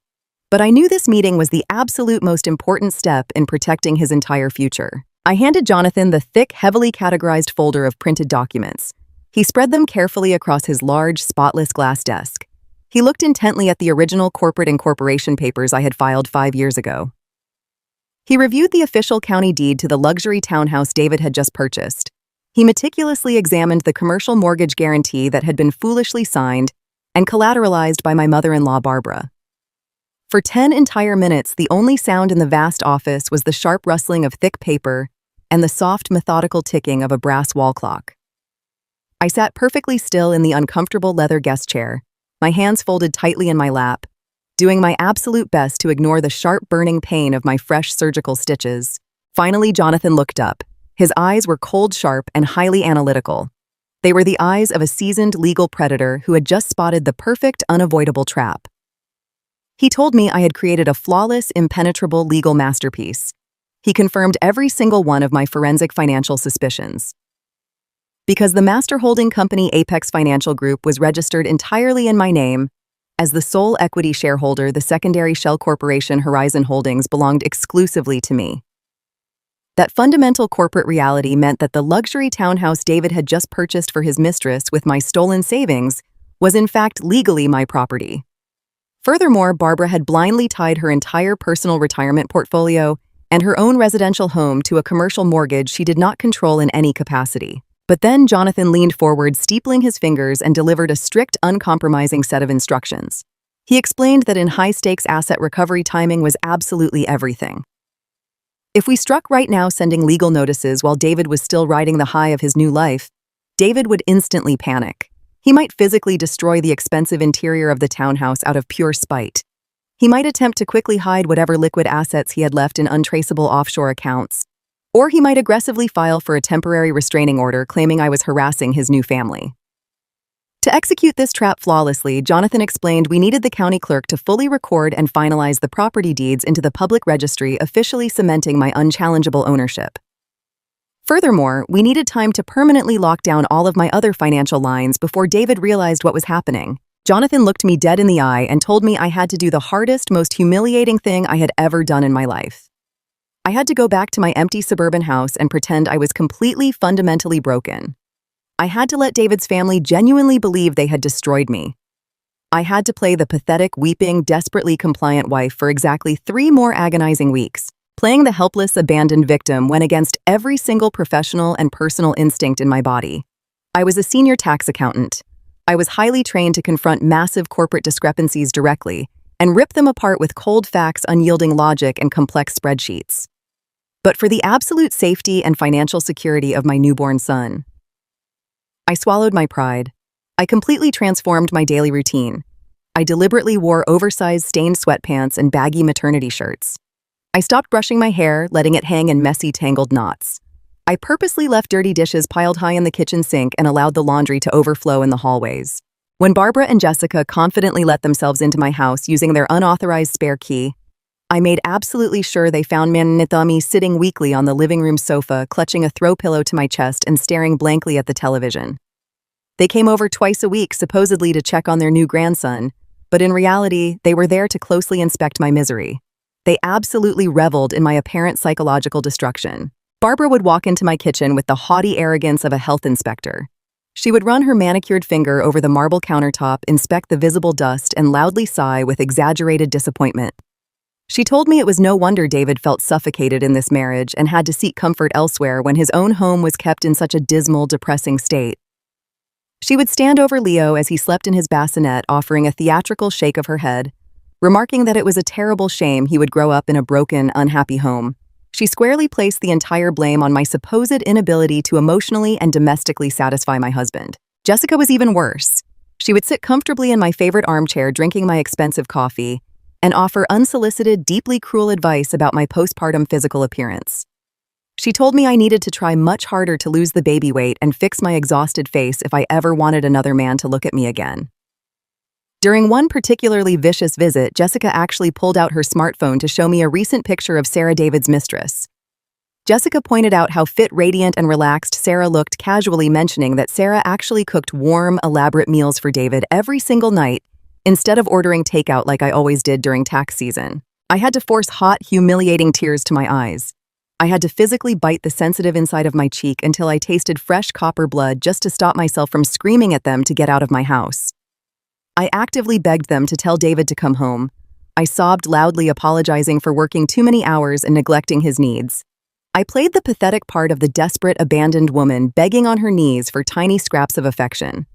Every single time I wept, Barbara smiled a tight, victorious, deeply satisfied little smile. She truly believed she had completely broken my spirit. She believed I was entirely submissive, totally defeated, and perfectly ready to accept whatever pathetic, meager settlement terms they would eventually offer me to secure my permanent silence. The psychological toll of the performance was incredibly heavy. My chest physically ached from the monumental effort of suppressing my pure, unadulterated rage. But I kept my eyes focused firmly on the floor, allowing them to repeatedly insult my career, my home, and my fundamental worth as a mother. I endured the abuse because I knew their monumental arrogance was completely blinding them to the absolute financial execution taking place right under their noses. The exact moment the heavy oak front door clicked shut behind them, the weeping, pathetic wife completely vanished. I would wipe my face, walk straight into my home office, and lock the door securely from the inside. While David was busy playing house with Sarah in a luxury townhouse I legally owned, and while Barbara was busy gloating to her wealthy country club friends about my pathetic downfall, I went to war. My desk became a highly organized, lethal command center. I systematically liquidated every single joint asset that was not already drained by David. I combed through years of digital banking records and found 2 small, obscure investment accounts David had completely forgotten about. I aggressively sold the underlying assets, incurring minor early withdrawal penalties, and transferred the cash directly into a secure single-signature trust account, set up exclusively for Leo's future education. I contacted the 3 major national credit bureaus and placed absolute ironclad security freezes on my social security number, ensuring David could not secretly open new high-interest credit cards or take out devastating personal loans using my excellent financial history. I spent hours on secure encrypted phone calls with Jonathan Davis. We meticulously finalized the exact legal wording of the formal eviction notices and the quiet title action. We prepared the dense, highly complex legal documents to officially sever David as the managing agent of the shell company. I unilaterally revoked his access to every single corporate entity I had built to protect his assets years ago. I changed the administrative passwords to my email, my banking portals, my mortgage dashboard, and my professional tax software using complex alphanumeric codes that no one in his family could ever possibly guess. I gathered the historical joint tax returns highlighting the irrefutable evidence showing my primary consistent income and his total lack of substantial financial contribution to the marriage.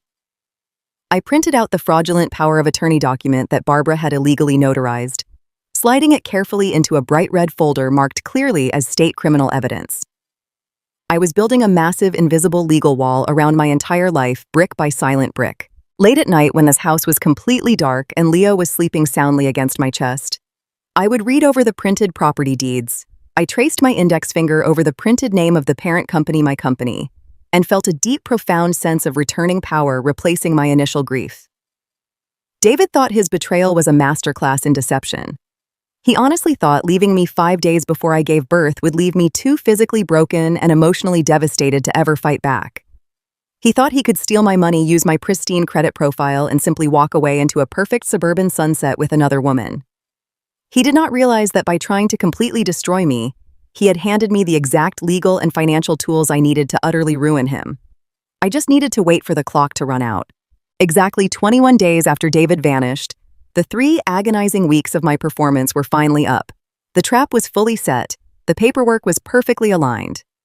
Jonathan called me early on a Tuesday morning to excitedly confirm that the county clerk had finalized all the property records and the title transfers.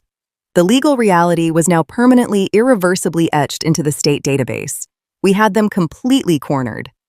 Jonathan told me the formal eviction papers and the commercial asset seizure documents were sitting on his desk, fully stamped and ready for my final authorization. I thanked him, my voice steady and ice-cold, and told him I would let him know the exact moment to strike. That same afternoon, the mail carrier dropped a stack of letters into my physical mailbox. I walked out to the street, my physical recovery progressing well enough that I could move without intense stabbing pain. I sorted through the generic catalogs and utility bills until I found it. It was a thick, expensive cream-colored envelope with Barbara's return address printed elegantly in the upper corner. The envelope felt unusually heavy in my hands. It was not a casual letter or a standard greeting card. It was sent via certified mail requiring my formal signature upon delivery. I walked back into my kitchen, grabbed a silver letter opener, and sliced cleanly through the thick paper. Inside was a formal, professionally printed invitation, styled almost exactly like a high-end wedding announcement. It was printed on heavy textured cardstock with shimmering gold foil lettering. It requested my formal presence at the Oak Ridge Country Club, the absolute most exclusive and pretentious venue in our entire suburban town, for a private dinner gathering on Sunday evening. The occasion for the dinner was stated clearly and coldly at the very bottom of the elegant card. The text read, "To discuss the terms of your quiet divorce." I stared at the gold lettering, feeling a cold, genuine smile slowly spread across my face. Barbara was officially summoning me to my own execution. She intended to sit me down in a private dining room absolutely surrounded by David, Jessica, and perhaps even the mistress to dictate the harsh terms of my ultimate surrender. She wanted to use the intimidating, wealthy atmosphere of her precious country club to force me into accepting a pathetic lowball settlement. She wanted me to sign away my legal rights, my stolen money, and my personal dignity in exchange for their absolute silence regarding my supposed failures as a wife. They thought they were luring a wounded, desperate, and compliant animal into a final trap. They had absolutely no idea they had just sent a formal dinner invitation to the apex predator. I placed the beautiful card gently on my kitchen counter, picked up my phone, and texted my attorney a single word. Sunday. It was Thursday evening when Jessica made the fatal mistake that completely exposed the true nature of their trap. I was sitting at my kitchen island feeding Leo his late-night bottle when my phone screen lit up with a social media notification. Jessica was incredibly vain and fiercely obsessed with her online image. She carefully curated every single aspect of her suburban life for her thousands of followers. Because I had previously managed the family cellular plan and set up all of their digital accounts years ago, my phone was still silently linked to a family sharing alert system that they had completely forgotten to disable. The notification was a tag alert from a high-end boutique located right in the center of town. I opened the application. Jessica had posted a photo of herself holding a glass of champagne in a designer dressing room. Standing right next to her, holding up a sleek cocktail dress, was Sarah, my husband's mistress. But it was the caption underneath the photograph that made the blood freeze in my veins. The caption read, "Finding the perfect outfits for Sunday night. So incredibly excited to finally welcome my real sister into the inner circle. We are dropping the dead weight and celebrating the family David truly deserves." The post was completely public for exactly 6 minutes. Jessica must have suddenly realized her massive blunder, realizing that some mutual acquaintances might see it before Sunday, because she hastily deleted the picture. But 6 minutes is an absolute eternity when you are dealing with a forensic tax accountant who is actively monitoring your every single move. I had already taken a high-resolution screenshot and saved it directly to my encrypted secure drive. I set my phone down on the cool marble counter and gently burped my sleeping son. The puzzle pieces rapidly snapped into perfect, terrifying alignment. The formal dinner invitation from Barbara was absolutely not a polite private meeting to discuss the basic legal logistics of a quiet divorce. It was a highly orchestrated, incredibly cruel ambush. They were not just planning to hand me a pathetic settlement offer.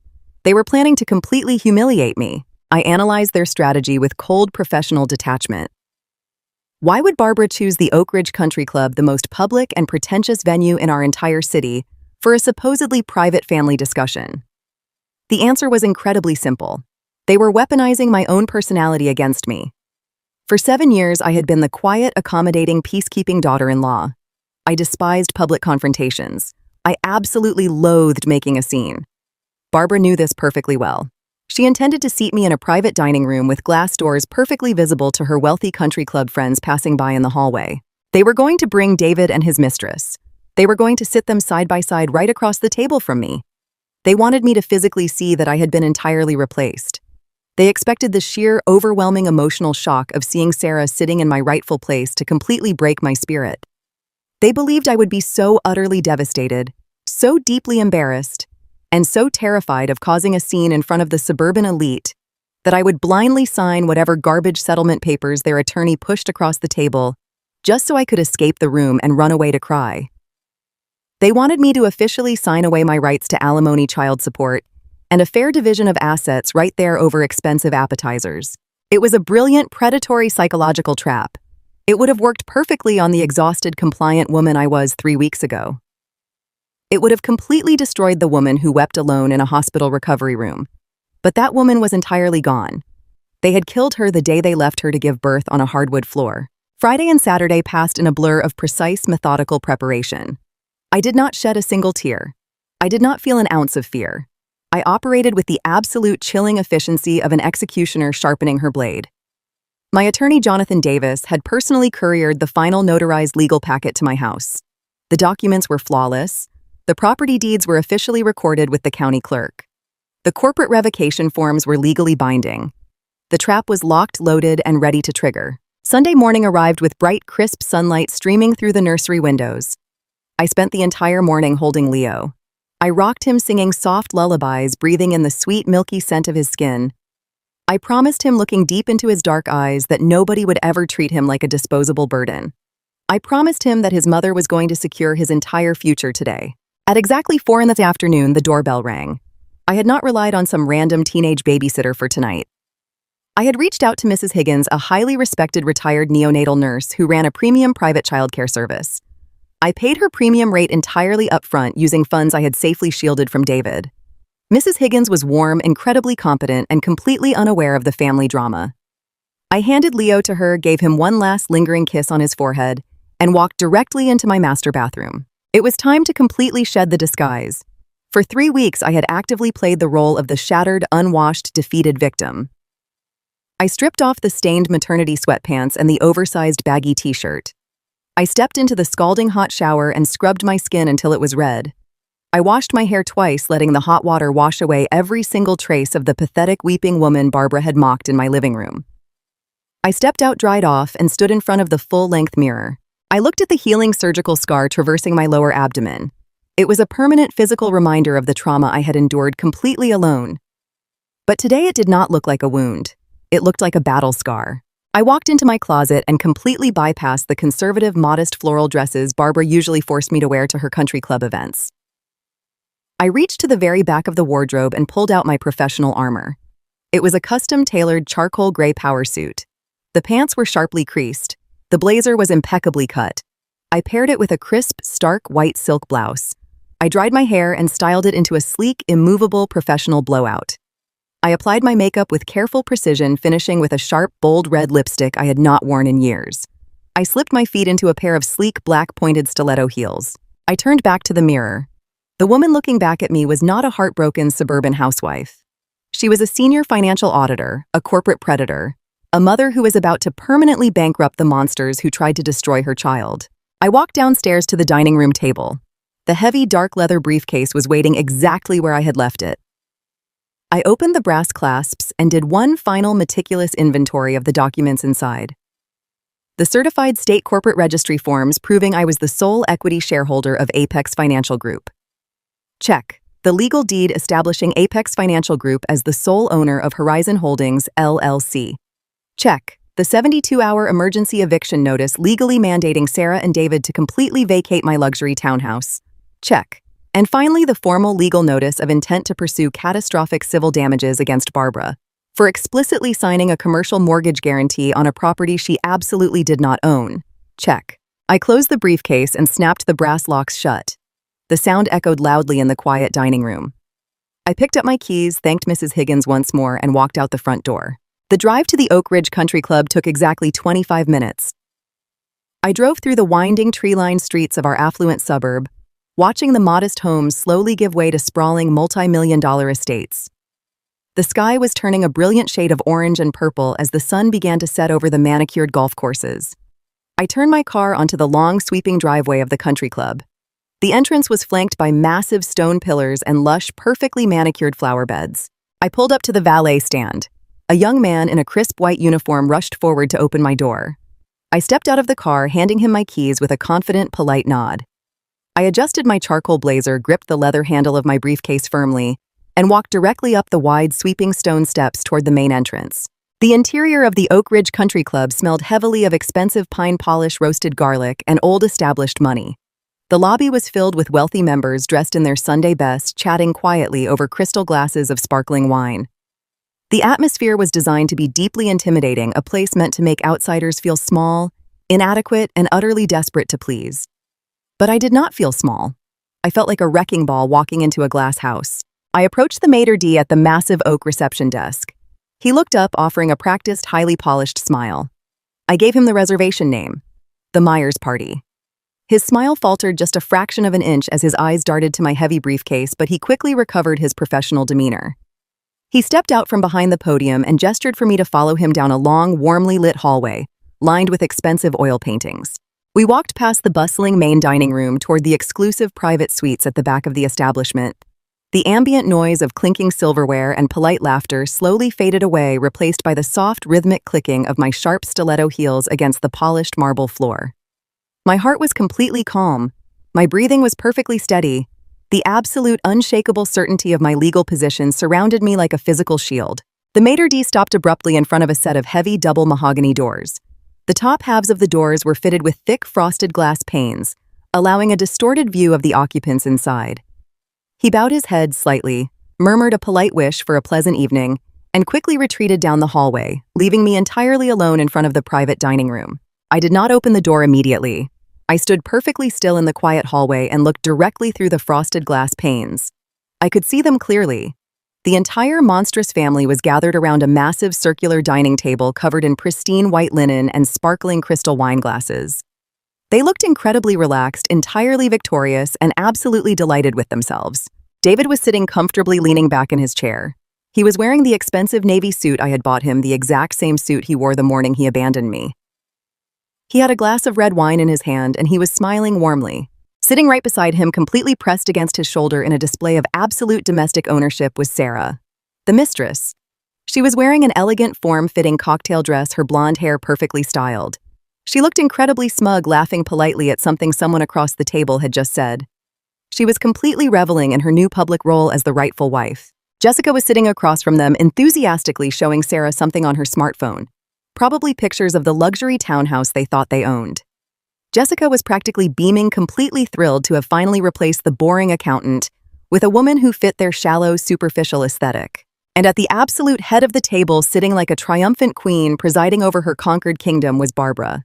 She was wearing a heavy, expensive diamond necklace. She held a crystal glass of champagne delicately in her manicured hand. She was looking at David and Sarah with an expression of pure, unadulterated maternal pride. They were toasting. They were actively celebrating my complete destruction. They were celebrating the perfect, seamless transition of stealing my money, abandoning my child, and forcefully integrating this new woman into their wealthy suburban circle. They honestly believed they had completely won.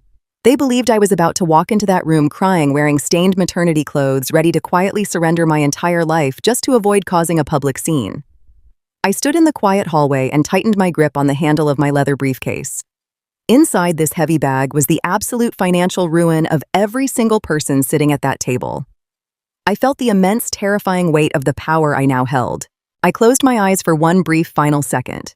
I thought about the puddle of water on my hardwood floor. I thought about giving birth entirely alone in a sterile hospital room while they were laughing over dinner. I thought about little Leo sleeping safely at home. I opened my eyes. They were cold, sharp, and utterly merciless.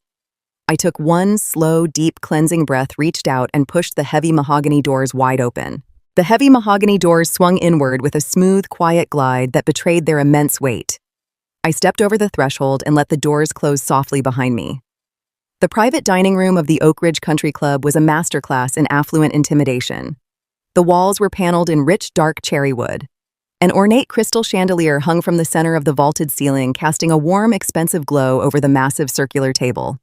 The air was thick with the rich scents of roasted garlic, seared prime rib, and the sharp, distinctive notes of premium red wine. The vibrant, celebratory laughter that had been spilling through the frosted glass just moments before died in an instant.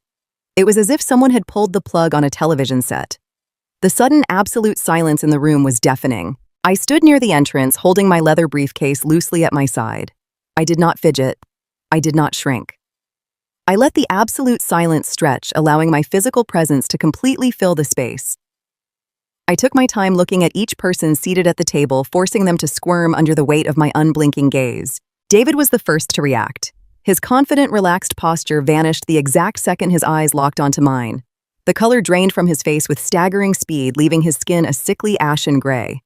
He physically shrank back into his plush dining chair, his shoulders hunching forward as if he were trying to completely disappear behind the tall wine glasses.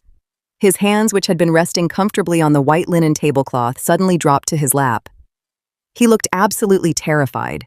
He had expected the broken, unwashed, hysterically weeping woman he had abandoned. He had expected the pathetic victim his mother had described visiting over the past 3 weeks. He did not expect the razor-sharp financial auditor staring at him with cold, dead eyes. Sarah, sitting directly to his right, reacted entirely differently.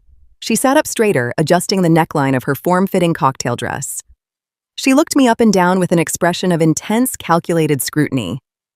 For a brief second, a flicker of genuine confusion crossed her perfectly made-up face as she took in my custom-tailored charcoal power suit and bold red lipstick. But she quickly masked it with a deeply arrogant, highly possessive smirk. She immediately reached out and wrapped her hand tightly around David's arm, leaning her body aggressively against his shoulder. She was physically marking her territory, boldly claiming her prize right in front of my face. Jessica sat across from them, her smartphone still clutched in her hand. Her mouth was slightly open. She looked deeply uncomfortable, her eyes darting nervously between my face and her mother. She shifted in her seat, suddenly finding the expensive floral centerpiece incredibly interesting. And then there was Barbara. My mother-in-law sat at the absolute head of the table. She did not flinch. She did not look away. She slowly lowered her crystal glass of champagne back to the table, her manicured fingers resting lightly against the delicate stem. She wore a dark emerald green silk dress and her signature diamond necklace. She looked at me with an expression of profound, unadulterated contempt, perfectly mixed with a heavy dose of aristocratic boredom. She intended to treat me not as a betrayed wife, but as a minor, annoying inconvenience that had simply tracked mud onto her pristine carpets. "Ah, Chloe," Barbara said, her voice cutting through the thick silence. It was smooth, loud, and dripping with aggressive condescension. "I see you finally decided to pull yourself together. I must admit I was slightly concerned you would show up in those dreadful stained sweatpants you have been wearing for the past 3 weeks. I did not rise to the bait. I simply stood my ground, my expression entirely blank. "Have a seat," Barbara commanded, gesturing lazily toward the single empty chair positioned at the exact opposite end of the large table. It was physically placed as far away from David and Sarah as geographically possible. "We have a great deal of important business to conclude this evening, and I would prefer to get through this as quickly and cleanly as possible." I walked slowly toward the empty chair. The sharp, rhythmic clicking of my stiletto heels against the polished hardwood floor echoed loudly in the quiet room. Every single eye tracked my movement. I did not sit down immediately. I placed my heavy leather briefcase squarely on the white linen tablecloth, the solid thud of the brass corners making David flinch visibly. I remained standing, looking directly down at them. David finally found his voice. It was weak, trembling, and utterly pathetic. "Chloe," he stammered, avoiding my eyes entirely. "You need to understand this is not about trying to hurt you. This is just about being completely realistic regarding our future." I looked at the man I had married. I looked at the tailored navy suit I had purchased for him with my own corporate bonus. I looked at the expensive watch on his wrist, another gift from me. He was nothing but a parasite dressed in expensive clothing I had funded. "You do not get to speak to me, David," I said. My voice was incredibly quiet, yet it carried an absolute freezing authority that filled the entire room. "You lost the right to speak to me the morning you stole my life savings and abandoned your unborn son." David swallowed hard, his Adam's apple bobbing nervously. He shrank further into his chair, effectively silenced. Sarah let out a loud, highly exaggerated sigh of pure annoyance. She leaned forward, resting her elbows on the table, trying to project an air of complete confidence. "Oh, please let us not be overly dramatic," Sarah sneered, her voice dripping with artificial sweetness. David did not abandon anyone. He simply chose to finally be with a woman who actually prioritizes his happiness. "You were always so obsessed with your spreadsheets and your corporate career, you completely forgot how to be a real wife to him. He was utterly miserable. I gave him a beautiful home, 2 wonderful children, and actual peace. You were just a temporary stepping stone until he could get his life organized." I shifted my gaze to Sarah. She was so incredibly proud of herself. She honestly believed she was the grand prize. She believed she had won a wealthy, successful, devoted family man. She had absolutely no idea that her beautiful new home, her entire perfect suburban existence, was legally owned by the woman standing right across the table. "A temporary stepping stone," I repeated slowly, letting the words roll off my tongue.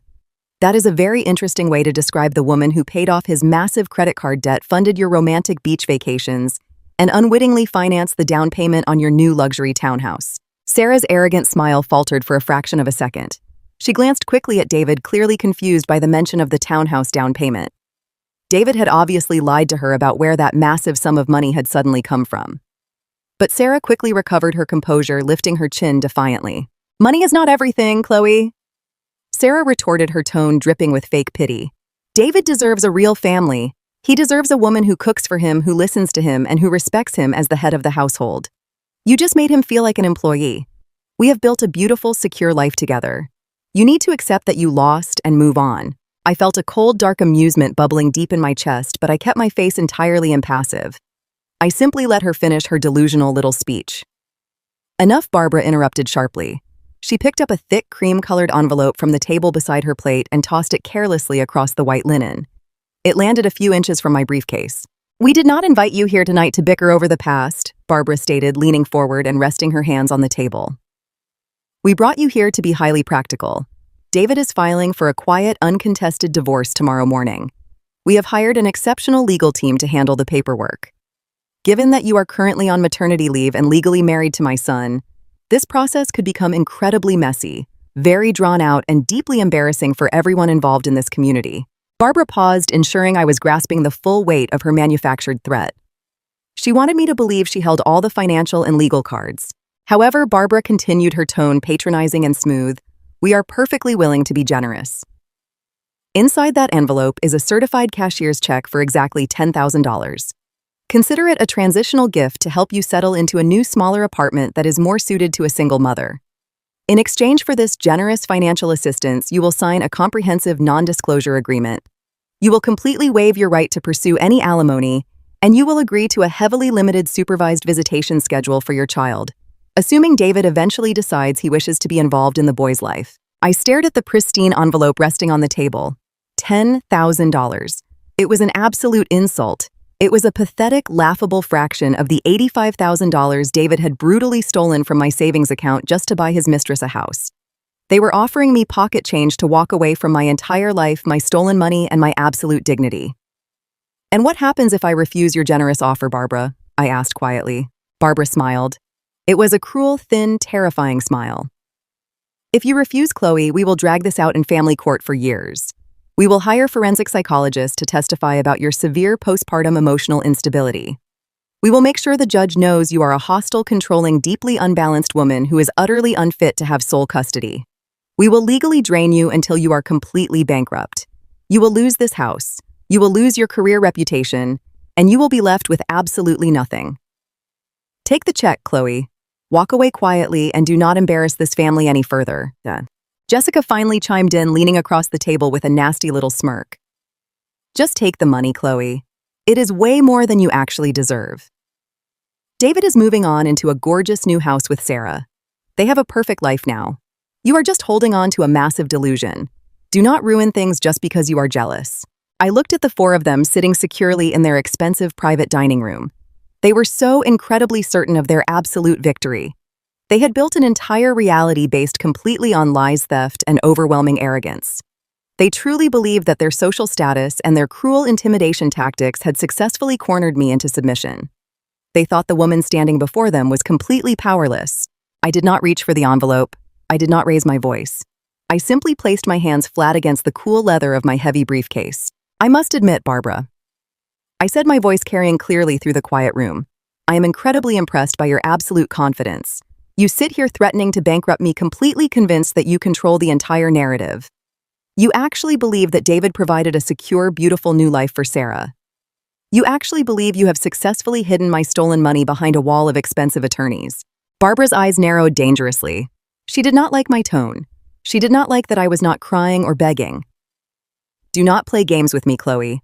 I do not have the patience for your stubbornness tonight. You are always entirely too arrogant for your own good." Barbara stood up from her chair at the head of the table. She reached out and picked up her crystal glass of sparkling champagne. She held it up in the air, looking down her nose at me with a gaze filled with absolute suffocating disgust. She was preparing to deliver the final, crushing blow. She wanted to humiliate me completely before I signed her pathetic settlement papers. "Let us be completely honest with each other, Chloe," Barbara sneered, her voice dripping with pure, unadulterated venom. "You never fit into this family. You lacked the grace, the warmth, and the fundamental understanding of what it means to truly support a successful man. You were always just a cold, calculating accountant who treated my son like a financial ledger. You drove him away with your endless demands and your suffocating career obsession. She glanced warmly at Sarah, then turned her cold eyes back to me. Sarah gave David the love and respect he desperately needed. She gave him the beautiful children he always wanted. She gave him a real home. So do not stand there and try to act proud or defiant. Leaving you was his best choice. You were never truly one of us. The room fell into a heavy, dramatic silence. Sarah smiled a wide, victorious smile, leaning her head affectionately against David's shoulder. Jessica picked up her glass of wine, ready to drink to my final defeat. David simply stared at the table, a pathetic coward, completely unwilling to look his pregnant, abandoned wife in the eyes. They waited for me to break. They waited for the tears to fall from my shoulders to slump, for me to finally reach out with a trembling hand and take their insulting $10,000 check. I did absolutely none of those things. Instead, I felt a bright, powerful, magnificent surge of absolute victory flood through my entire body. The meticulous forensic trap I had spent the last 3 weeks building in total secrecy was now perfectly aligned.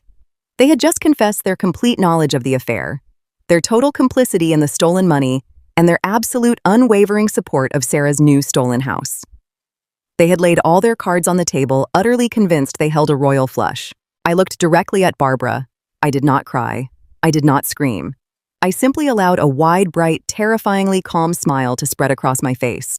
I slowly lifted my left wrist and checked the time on my silver watch. It was exactly 6:30 in the evening. The county clerk's office had officially closed hours ago. The legal registry was completely locked for the weekend. The massive legal gears had already turned, and the absolute destruction of their entire financial existence was already a matter of permanent public record. I looked back at my mother-in-law, my smile never wavering. "You are absolutely right about one thing, Barbara," I said, my voice echoing smoothly against the cherry wood panels of the private dining room. "I was never truly one of you. I am far too intelligent to ever be one of you." Before Barbara could even register the absolute confidence in my words, before Sarah could drop her smug smile, and before David could look up from the table in confusion, I turned my head slightly and gave a sharp, deliberate nod toward the frosted glass panes of the heavy mahogany doors. The doors swung open immediately. My attorney, Jonathan Davis, walked into the private dining room. He wore a sharp, immaculate black suit and carried an incredibly thick, heavily stuffed leather briefcase. His expression was that of a hungry, seasoned apex predator stepping confidently into a cage full of trapped prey. He did not pause. He did not ask for permission to enter. He walked directly toward the center of the table, coming to a stop right beside me. I kept my eyes locked fiercely on Barbara as the color finally began to drain rapidly from her arrogant face. The heavy mahogany doors swung shut with a solid final thud that seemed to absorb all the oxygen in the room. I stood at the end of the long dining table, perfectly composed in my charcoal gray suit, and watched as the absolute confidence evaporated from my mother-in-law's face. Barbara's hand trembled slightly, causing the champagne in her crystal glass to ripple. She had just delivered her cruel, triumphant speech, expecting me to burst into tears and sign away my life for a pathetic $10,000 check. She had expected a broken victim. Instead, she was looking at my attorney, Jonathan Davis, a man who radiated the cold, lethal energy of a corporate executioner. The silence in the private dining room was absolute and suffocating. David shrank back into his chair, his eyes darting frantically between me and Jonathan. He looked like a cornered animal. Sarah, his mistress, dropped her smug smile, her perfectly manicured fingers nervously twisting the fabric of her expensive cocktail dress. Even Jessica stopped tapping on her smartphone, her mouth hanging open in sheer confusion. They were completely paralyzed by the sudden shift in power. Jonathan did not ask for permission to speak. He did not introduce himself with polite pleasantries. He simply walked straight up to the pristine white tablecloth right next to Barbara's elaborate dinner setting and placed his massive leather briefcase down. With a heavy, authoritative thud, he popped the brass latches open, the sharp metallic clicks echoing loudly in the quiet room. He reached inside and pulled out a thick stack of heavy, notarized legal documents. He looked directly at David with eyes like chipped ice, then slid the topmost document smoothly across the table. It came to rest perfectly in front of my husband's plate. "The property transferred fully into her legal possession at exactly midnight last night," Jonathan stated clearly. His deep voice filled the room, carrying the undeniable weight of absolute legal finality. David stared blankly at the paper. His brain seemed entirely incapable of processing the information. He looked up at me, his face a mask of pale, sickly dread. "Chloe, what is this?" he stammered, his voice barely a whisper. I rested my hands flat on the table, leaning forward just slightly. It was finally time to give my cheating husband a free lesson in forensic tax law. I tracked the $85,000, David, I said, keeping my voice incredibly calm and perfectly even. I know exactly what you did. I know you drained our emergency hospital fund right before I gave birth. I know you took my life savings to use as a 20% down payment on a $500,000 luxury townhouse for your mistress. $1.docs plus. Sarah visibly puffed out her chest, tilting her chin up. She still completely misunderstood the situation. She honestly thought I was just reciting the details of her grand victory. She thought I was simply stating the facts of my own defeat. But her arrogant posture crumbled the moment I continued speaking. But there was a massive problem with your brilliant plan, David, I said, holding his terrified gaze. Your personal credit is completely ruined from your own reckless decisions. You could not possibly qualify for a mortgage on a luxury property.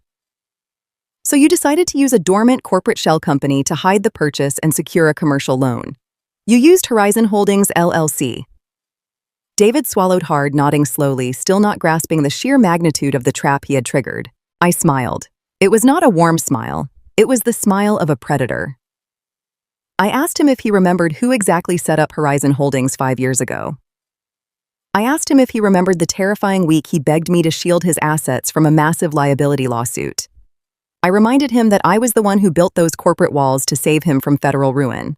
You are merely listed as an authorized managing agent for Horizon Holdings. David, I explained, enunciating every single word so the reality would penetrate his thick skull. But the sole registered owner of Horizon Holdings is a parent corporation called Apex Financial Group. And the exclusive 100% equity shareholder of Apex Financial Group is me.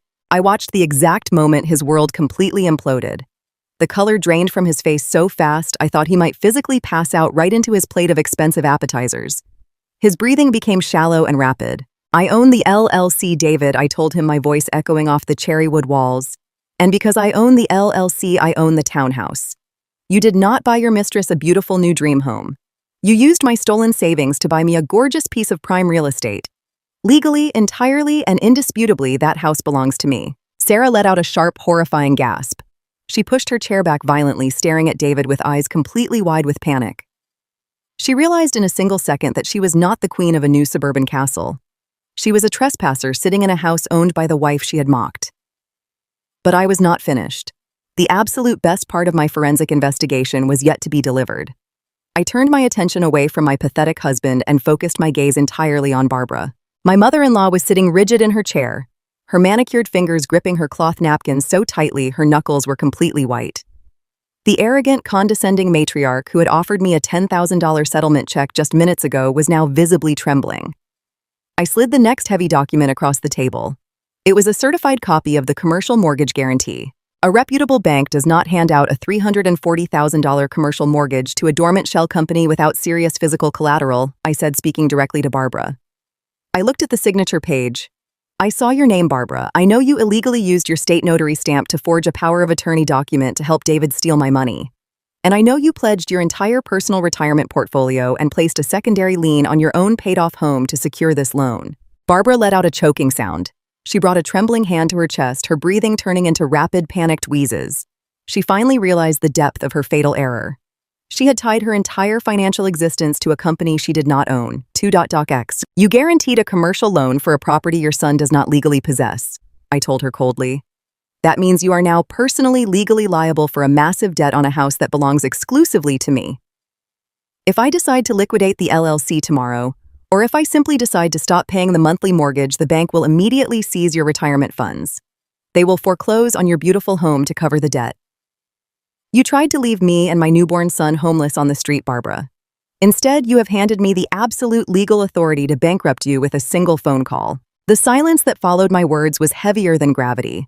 The total devastating financial reality crushed them into their chairs. They were completely trapped. Jonathan stepped forward again, perfectly on cue. He pulled the final documents from his leather briefcase. He walked around the large circular table and handed David a formal court-stamped 72-hour eviction notice. You and your guest have exactly 3 days to vacate my property, Jonathan said to David, his tone strictly professional and entirely devoid of sympathy. If you are not completely moved out by Wednesday morning, the county sheriff will be dispatched to forcefully remove you for criminal trespassing. Jonathan then turned to Barbara and placed a formal legal notice directly in front of her champagne glass. "This is a formal notice of intent to sue for deliberate mortgage fraud," he informed her. "The forged notary stamp you provided carries severe criminal penalties in the state of Ohio. Your personal retirement accounts will be frozen by the court during the impending litigation. I strongly suggest you retain a competent criminal defense attorney immediately." The pristine, arrogant family dynamic shattered completely. It was instantaneous, violent, and incredibly satisfying to watch. Sarah was the first to break. She leaped out of her chair, her face contorted in pure, unadulterated fury. She turned on David, screaming at the top of her lungs, completely ignoring the wealthy country club patrons who might hear her through the frosted glass doors. "How could you be so stupid?" Sarah shrieked, slamming her hands against David's chest. "You told me the house was ours. I just ordered $20,000 worth of custom furniture. Where are my kids supposed to sleep next week? You are a pathetic loser. You ruined everything." David did not fight back. He collapsed forward, burying his face in his hands, and began sobbing loudly. It was a wretched, pathetic sound. He looked across the table at me, tears streaming down his cheeks, openly begging. "Chloe, please," David wept, holding his hands out in a desperate, pleading gesture. "Please do not do this. I am so sorry. I was out of my mind. Please just let us have the house. You cannot leave us with nothing. Remember our family. Remember the good times we had. Please, I am begging you." Jessica started crying uncontrollably, a high-pitched, frantic wail of pure panic. She looked at her mother, then at me, realizing her wealthy, secure, pretentious family was officially financially ruined. She pulled her smartphone out, probably wanting to delete every single cruel thing she had ever posted, but her hands were shaking too violently to even type. Barbara sat absolutely paralyzed at the head of the table. She stared blankly at the fraud notice resting in front of her. Her mouth opened and closed, but no sound came out. The woman who had cared more about her country club charity breakfast than my medical emergencies was now hyperventilating, realizing her entire social standing and financial security were gone forever. She was going to lose her house. She was going to lose her retirement. She was going to be a public disgrace in the exact community she worshipped. They turned on each other instantly. Sarah continued screaming at David, calling him a fraud and a thief. David continued sobbing uselessly, apologizing to a room that completely ignored him. Barbara put her head down on the table, clutching her diamond necklace, gasping for air. X. I stood tall, watching the absolute destruction of the people who had tried to destroy me. I felt no pity. I felt no remorse. I felt only the deep, profound satisfaction of absolute justice being served. I had protected my son. I had recovered my future. I reached into my pocket and pulled out the cream-colored envelope Barbara had thrown at me earlier. The envelope containing the insulting $10,000 settlement check she thought would buy my silence. I walked calmly around the table, navigating around Sarah, who was still actively screaming at David. I stopped right next to my husband's plate. I dropped the envelope directly onto his half-eaten prime rib. "Keep the settlement, David," I said, my voice cutting cleanly through the chaotic shouting. "Use it to pay for this expensive dinner. And you should probably use the rest to book a cheap motel room for Sarah and her kids, because you are officially homeless on Wednesday." I did not wait for his response. I did not need to hear another pathetic apology or another desperate excuse. I turned my back on the screaming mistress, the sobbing husband, the frantic sister-in-law, and the bankrupt mother-in-law. I smoothed the lapels of my custom-tailored charcoal blazer, lifted my chin, and walked proudly toward the heavy mahogany doors. Jonathan followed closely behind me, snapping his leather briefcase shut with a sharp final click. I pushed the heavy doors open and stepped out into the quiet, warmly lit hallway of the country club. The polite clinking of glasses and the soft murmur of wealthy patrons surrounded me once again. Nobody outside had any idea that a complete financial execution had just occurred behind those frosted glass panes. I walked out the main entrance and into the cool evening air. The valet brought my car around immediately. I drove back to my quiet suburban home, back to my beautiful sleeping baby boy. I had walked into that restaurant as a discarded wife, but I drove home as a woman who had completely reclaimed her entire life. If you are watching this story and you have ever felt completely trapped by a family that constantly underestimates you, manipulates you, or makes you feel like you are never truly enough, I want you to listen to me very carefully. You do not have to accept the narrative they force upon you. You do not have to shrink yourself to make them comfortable. You have the power, the intelligence, and the absolute right to set firm, unbreakable boundaries and demand the respect you deserve. Sometimes the most powerful thing you can do is stay completely silent. Gather your strength and let their own arrogance become the exact tool that destroys them. Do not let anyone ever treat you like a temporary stepping stone. You are the entire foundation of your own life. If you connected with this story, if you believe in standing up to toxic family dynamics and taking back your power, please hit that like button and subscribe to the channel. Leave a comment down below telling me where you are watching from and what time it is there. Your support helps bring these important stories of survival and justice to others who might desperately need to hear them. Stay strong, protect your peace, and never be afraid to walk away from people who do not see your true worth. Have a wonderful day.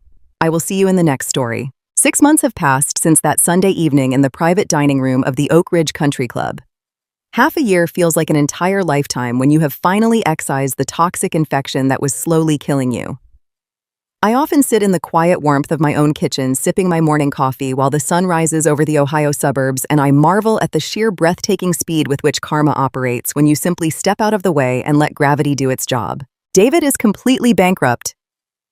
When the county sheriff arrived at the luxury townhouse on that Wednesday morning, exactly 72 hours after our dinner, there was absolutely no room for negotiation.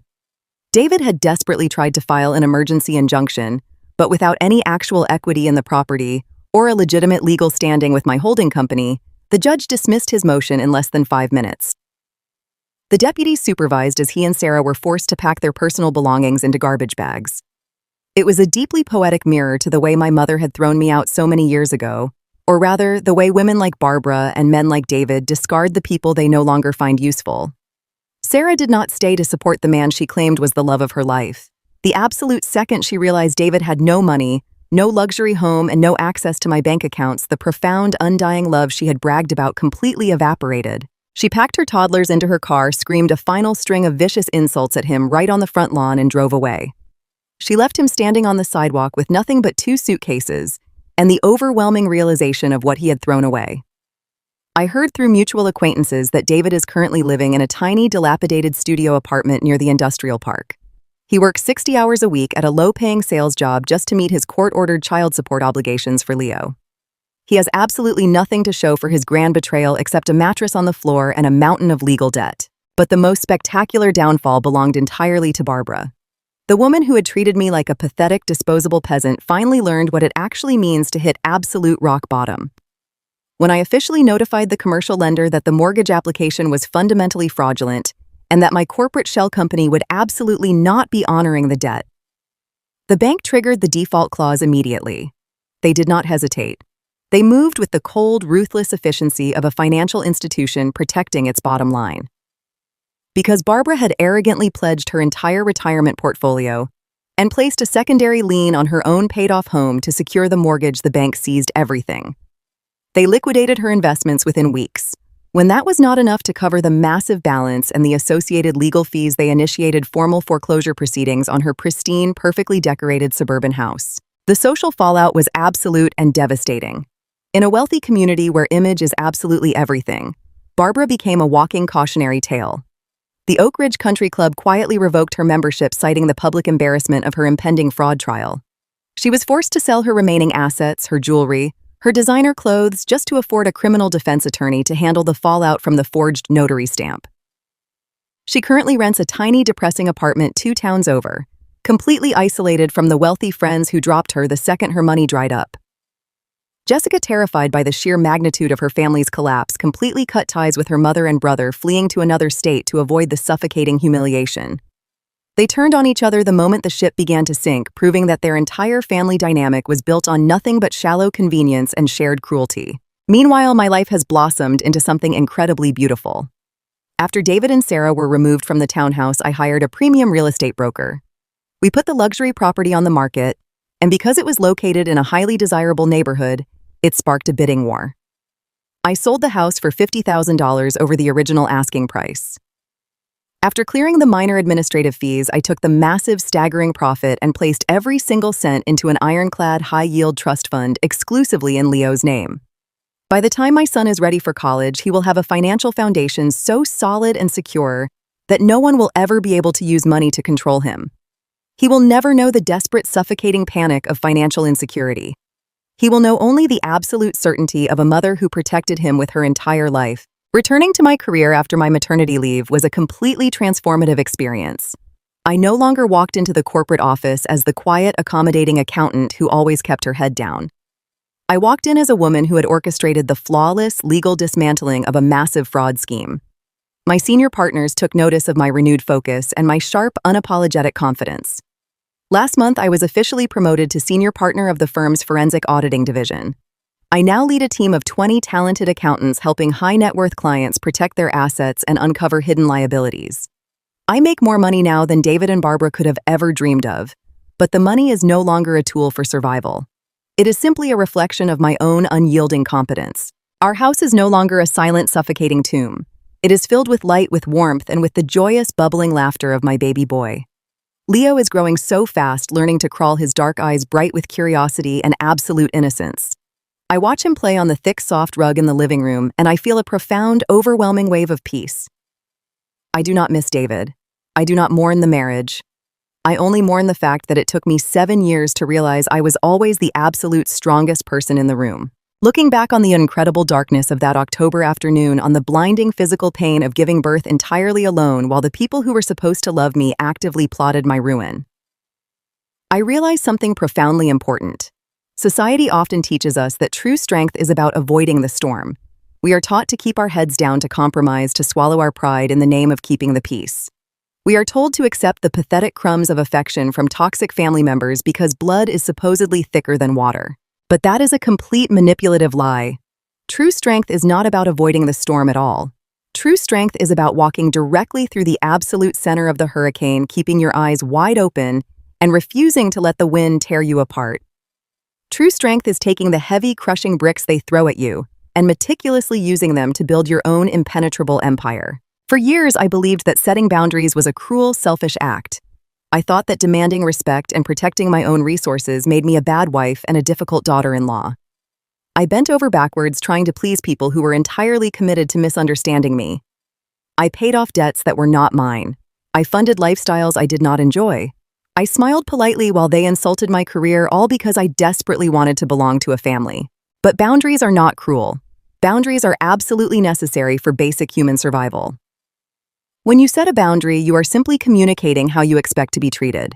And when people react to your boundaries with extreme anger, manipulation, or betrayal, they are simply confirming exactly why that boundary was desperately needed in the first place. You cannot negotiate with people who view your generosity as a weakness to be exploited. You cannot reason with individuals who fundamentally believe they are entitled to your life force. You can only cut the cord, secure your perimeter, and let them face the absolute consequences of their own monstrous choices. David and Barbara did not fail because I was cruel or vindictive. They failed because they arrogantly assumed I would remain a permanent victim. They built an entire house of cards on the assumption that my love for my husband would completely override my own self-respect. They learned in the most devastating way possible that a mother protecting her child and a woman reclaiming her own worth is the most dangerous, unstoppable force on the face of the earth. I look at my life now, the quiet mornings, the fulfilling career, the absolute financial security, and the beautiful, perfect child sleeping safely in his crib. And I know that every single moment of pain was entirely worth it. I am no longer the woman who begged for a place at a toxic dining table. I bought my own table, and I am the only one who gets to decide who is allowed to sit at it. If you have ever been underestimated, betrayed, or told you weren't enough by the people who were supposed to be your family, I want you to know something. You have the power to flip the script. Have you ever had to legally or emotionally sever ties with toxic family members? Tell me your story in the comments. Please like, subscribe, and let me know where you're watching from and what time it is there. Remember, your worth is never defined by those who failed to see it. See you in the next story.